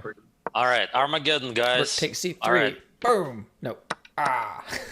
Everyone from the chat, let's support Jesse and the Armageddon from the hashtag chess world. All right, I'm going to start their match in just a second. Oh wait, don't start it yet. Let me just get confirmation from them that they're ready. Yeah, I'm waiting for confirmation to you, but I need to randomize color anyway. Yeah. So I'm going to do that over here, random.org.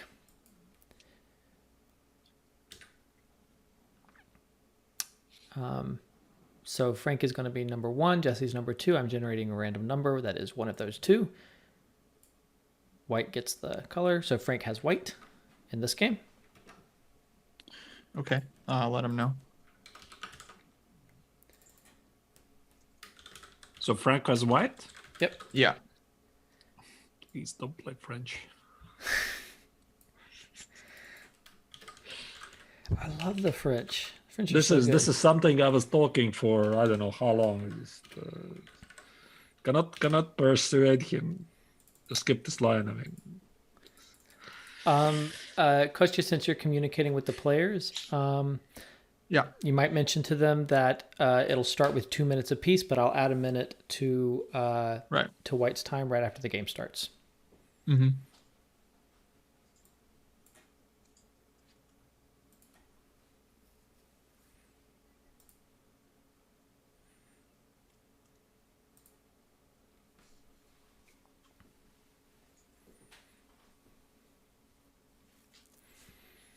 While we're doing that, pull up some of the other games.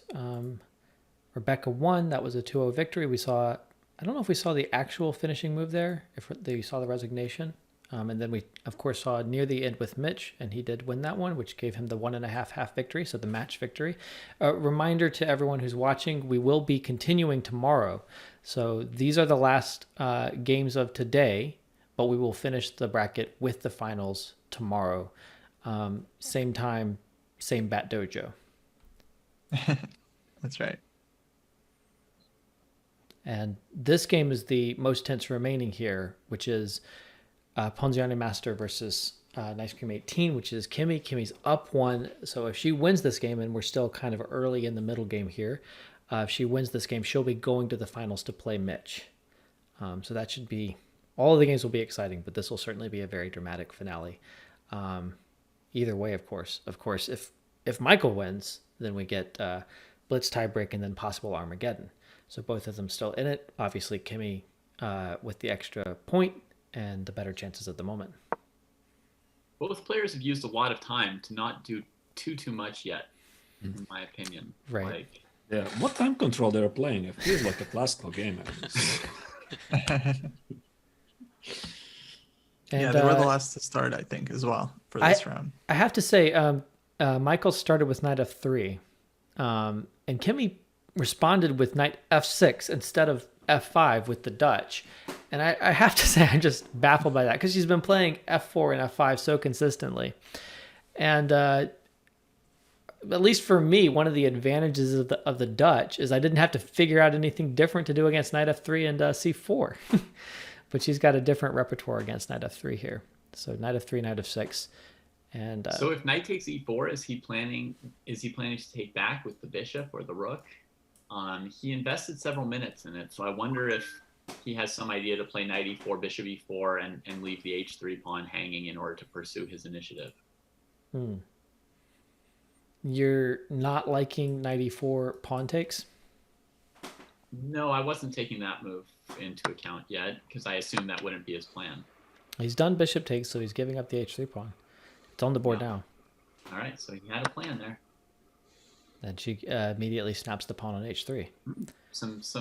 Still some increased confidence from Kimmy. I think that was just a blunder, to be honest. But he spent 2.5 minutes on knight e4. You don't think he planned this? Queen e2 in 5 seconds. He planned it. No, I don't think so, because I've noticed some things that the longer you think, the more quality of your thought process decreases. So not necessarily, I mean, you're thinking about the good things, and maybe you just spend all of this time and then you just decide, okay, I just need to make a move, right? So, I mean, this position doesn't look great for white, because what does he have for the sacrifice pawn? I just don't understand. So black will at any given time play g6, and that's it. There's no attack. And he can't settle for a draw. So queen h5, g6, he could sack all his pieces. Maybe that's a draw. Well, I guess knight takes g6, pawn takes, queen takes h3, right? So queen h5, g6, Yeah, knight that's takes... actually looking good for white. Yeah. I get you could possibly sacrifice both pieces if you thought that a draw was in your interest in a normal game, but he can't settle for a draw. A draw is out of the question if there was a perpetual check, which there would be a perpetual check if black took 2 sacrifices. Well, now he's just got a great position for free. I Yeah. mean, that light square bishop's unstoppable. So bishop e7 was a bad move from black. Yep. And h takes? Ah, right. Yeah, I mean, bishop e7 was a very careless move. I thought that black had to play something like bishop c8, queen wherever, and g6. Where's the compensation for white? I just don't understand. Yeah. Yeah, But and okay. I mean, there was an interesting line to play g6 first without retreating the bishop, and if white plays g4, then you attack the knight on h4 there with bishop e7. Yeah, but that's too perhaps deep, interesting right? as well, but I was also expecting the bishop to just retreat. Do you think he's going to play bishop takes g6? And Well, he needs a win. he can still win the bishop on h3. I mean, I wouldn't advocate it. Okay, no, he had to be thinking about it, but he does go back and grab on h3. But this I would looks guess that this crushing is now. winning. So, I mean, like, not just an advantage. I would guess this position is winning, so there's no reason to... Yeah, you just play king g2, rook h1, and the bishop is a monster. Nice. Exactly. King g2, rook h1, you've got bishop d5 coming, and you also control h6 with the c1 bishop if you need to. I could still kind of understand the instinct to want to sacrifice on g6 in a must-win spot because you feel like you're sharpening the game so much that it becomes win or lose. You just feel it feels like you want to force play when you're in these kind of spots. Before the second game, we had a DM with Michael, and I said to him, please don't rush. Please don't rush. Because, I mean, of course, you are in the must-win spot, but you're going to have your chances. Kimi is going to give you chances. Just use them when you have them, but don't rush it forward. I see a comment in the chat from Eyelash ES. I don't know if that's eyelashes with dashes for reasons that I don't understand, or if they're saying that their eyelashes are Spanish. But they're suggesting king f8 to e7. Could black get away with that? And then compete for control of the h-file. Actually, Sam, we're ready for Armageddon Okay. if you want to start that game. All right, so we leave them to this. So we go to the Armageddon game. we'll be back. Frank has white, queen's crawl black, 2-2, and we are off. I think. Yep, they started. Okay. Oh, it just didn't load add as the time? top game for me. I'll get that in a second. I got to switch to the game before I can add time. Thank you. Thank you. Thank you. Thank you. Thank you. So Okay. Time adjusted. black has the draw odd, right? Draw odd. That's right. A minute less, but the draws. Yeah. Actually, interesting question. Do you guys have a preference? Who would you prefer here? Just in the terms of the format?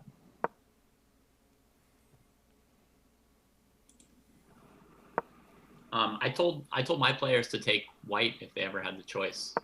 To take white if they ever had the choice. Let's hear from all of the coaches on that one. Alex, would you take white or black in this Armageddon format?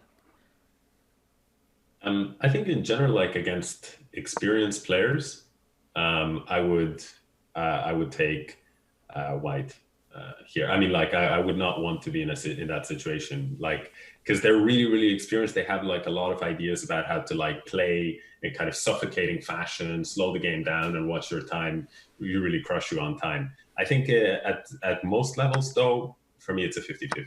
It really is a coin flip. I would say it depends on my opponent and how the previous games were going. Like if I was getting great positions with black, I would probably take black. If I was having trouble coming out of the opening and just getting crushed every game, probably I'll take white. So it really depends. Arturs, what about you? I don't know. I have no preference. Probably depending on the mood, depending against the opponent I'm playing. I think it's easier to play for the win. And if I would get black, I would probably still play for the win. So it's super, super difficult to play for the draw. Well, it feels like the decision is at least close, which is nice because normally I hear that everyone says take black, in traditional Armageddon formats with the extra minute. For me, it's not like oh I should get black or vice versa. Whatever. I mean, which color is it? Okay, so I'm playing for the win, at least myself. With both colors. So if it's drawing, then I keep in my mind at some moment draw is good, but it's not like you have to play for the draw, the black. We haven't mentioned one thing, which is Frank might be the fastest player exactly in the competition. And now he's got almost 3 minutes still. He's used almost no time. This is the way the game is going. He's gonna win on time. What a blunder! He might also be winning on the E file. Just knight f1, and that's it. Knight f1. Wow. Or knight d1.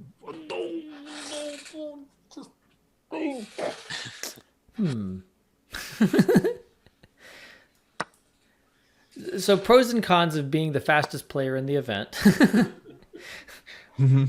Pro is you're really putting pressure on the clock on Jesse in this spot here. Con, you missed a win. So and another one here. Knight takes bishop, still winning. Knight takes, and then knight e6. Right. Yeah. That one's not as decisive, though, because you win the exchange, but black has 2 pawns. More. You win the exchange, and you've already given up a pawn or 2. Yeah, but she has 25 seconds. So it's pretty good. That's not enough to even win with an extra piece. Well, it's on the board. Does have the 2-second increment though, so if she's able to and hold C3 on, is weak. Still very fighting game, I think. Yeah. Although knight f4, king h8. Yeah, I didn't like that.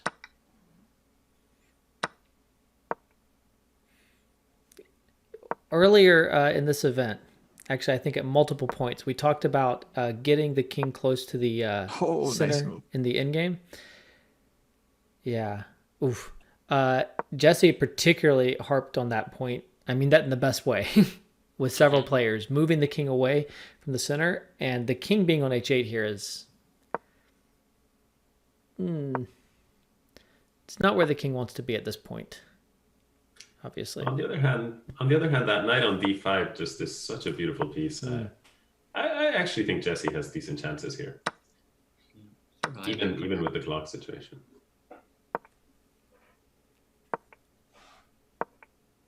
Yeah. He's really trying to put pressure on the clock. It definitely feels like Frank he's playing super fast. Oh yeah, he's trying to win on time. Rook d7. Nice. This feels like it's really turning for black. Like Jesse's been playing under the gun for a long time, but suddenly things are moving on the queen side, and it feels like her position's much easier to play. Yeah, we're seeing the Blitz Jesse from the Blitz trench. Right.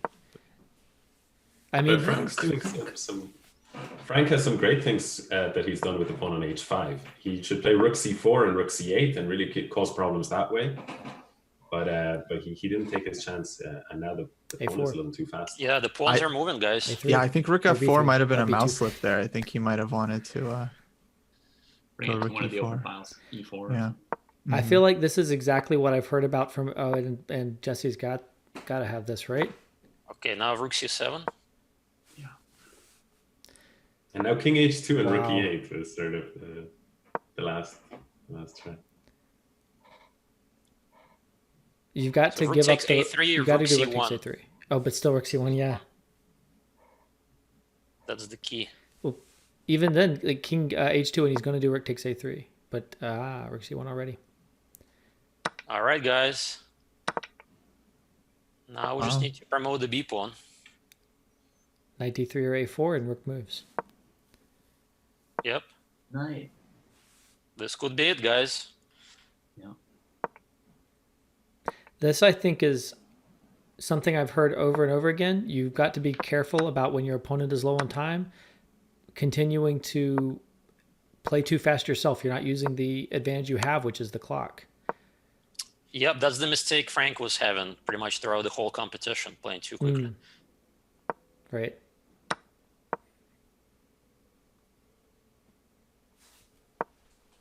And I mean, Jessie played so well, though, right? I mean, oh my God, she played amazing under pressure. I think she gained time when she was under 10 seconds. I think she just played incredibly with like 10 seconds on the clock, gaining time and just outplaying Frank despite having like no time on the clock. That was incredible. Yeah, at one point she had what, 25 seconds against 3 minutes, right? Wow. And I see that there's a lot of emotes for hashtag chess in the chat right now. There's a lot of hype. Of course, sympathies to Frank, who's obviously been playing great this event. And as mentioned earlier, his family's dealing with COVID, which is just super tragic and hasn't allowed him to kind of do the training that, you know, he'd like to be doing and everyone would love to be seeing for the event. Just super, super challenging circumstances. But all congrats to Jessie. For playing that in-game really well. I mean, Frank was very close to a win.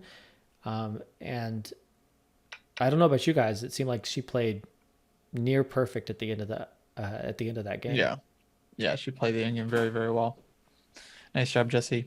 Well, that's what I said, Capablanca, right? With no time, you play the moves that your intuition tells you.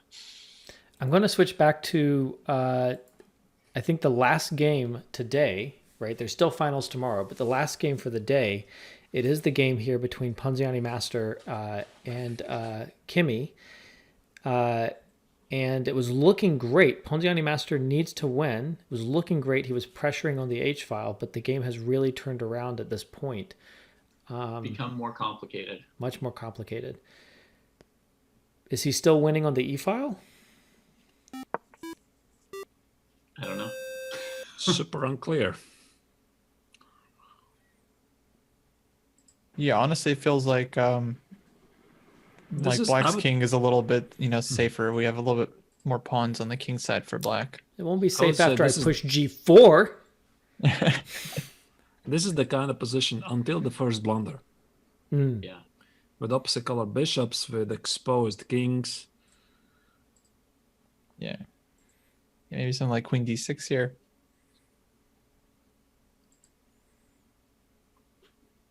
I feel a drama is upcoming here. Ooh, rook h7. She wants to trade the 2 rooks for the queen, I think.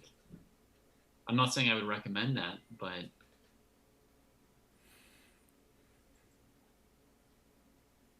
otherwise, a queen d6, queen c7 kind of move is much more natural.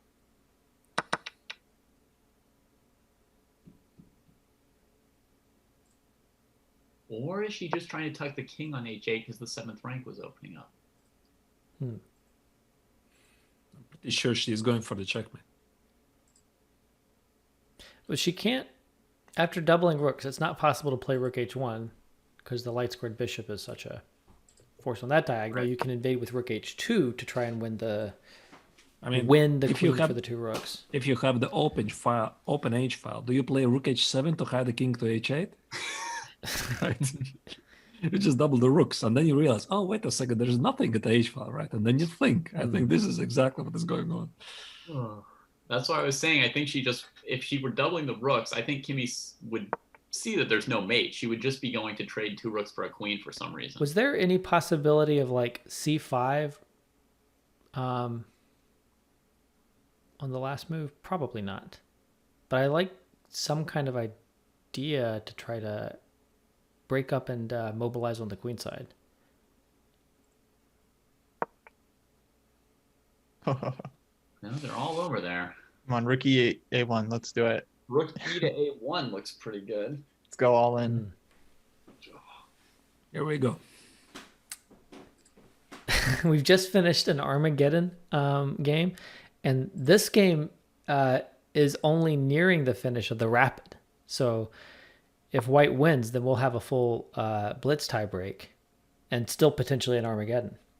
That's right. I think White's winning. I think White should be playing slightly faster. 18 seconds in such a messy position. Rook A1 should be played automatically. Yeah.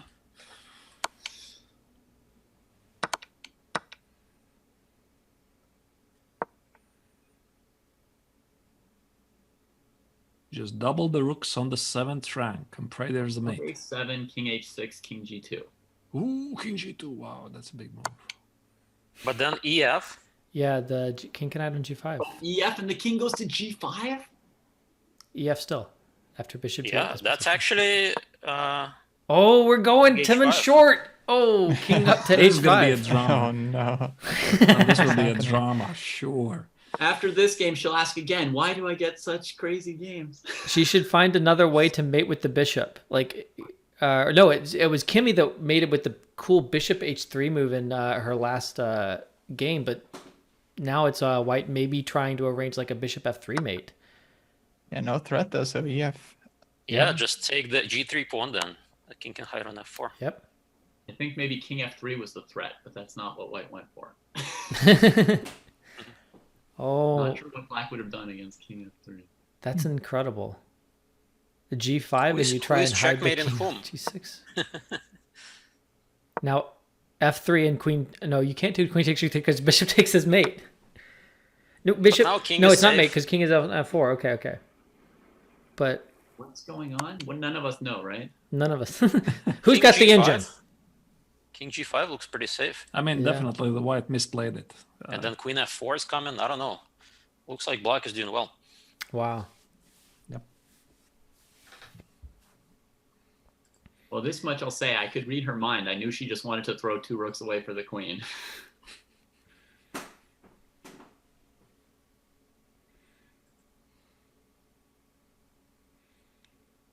It feels really surprising that she slowed down here. Oh, and she picks f4. She was wondering if she could go G5, G4, but No, why have to E3, reverse D2, the rest of C3, B4, C5? maybe Why not that? King E3, go after the base of the pawn chain. Oh my Yep. god. King E3, why not?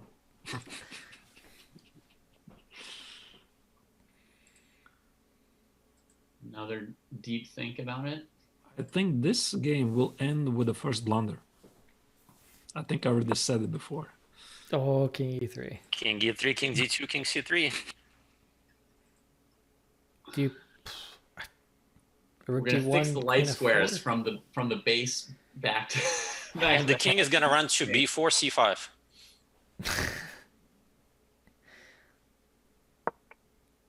Rook D1. What? Rook D1. Queen f4. Wow. Preventing the king walk. If Queen F4, then Rook back to F1, and you can't take on D3. But I mean, That's tricky. nothing's on a light square, right? So I could play like king d2 in that position. Yeah, I think G5, G4 might be the way she I plays. think White needs to set the priorities here straight, right? You're supposed to checkmate here the black king, not to protect the pawn on D3. Wait, what about Queen B4? Is that just winning? Queen B2? He's not seeing Rook F1. Oh, that's f3 with check. That was a blunder. Blind spot. Yeah. Under pressure, he had no time. Dun, dun, dun, dun, dun, dun, dun. G5, G4 mate. Come on. No, No. G2, Bishop E5. Yeah, G2 is the classy way to do it. Oh, come on. G5, G4 was classy. Maybe not more accurate. Remember but I was Mr. Now, close. promotion. Promotion Remember to what Rook. Mr. Promotion to Schabel Rook. said. Oh, Have wow. a picture of the Mr. Schabel. Amazing performance. Nice Kimmy, job. from the very beginning to the end, was dominating the entire competition.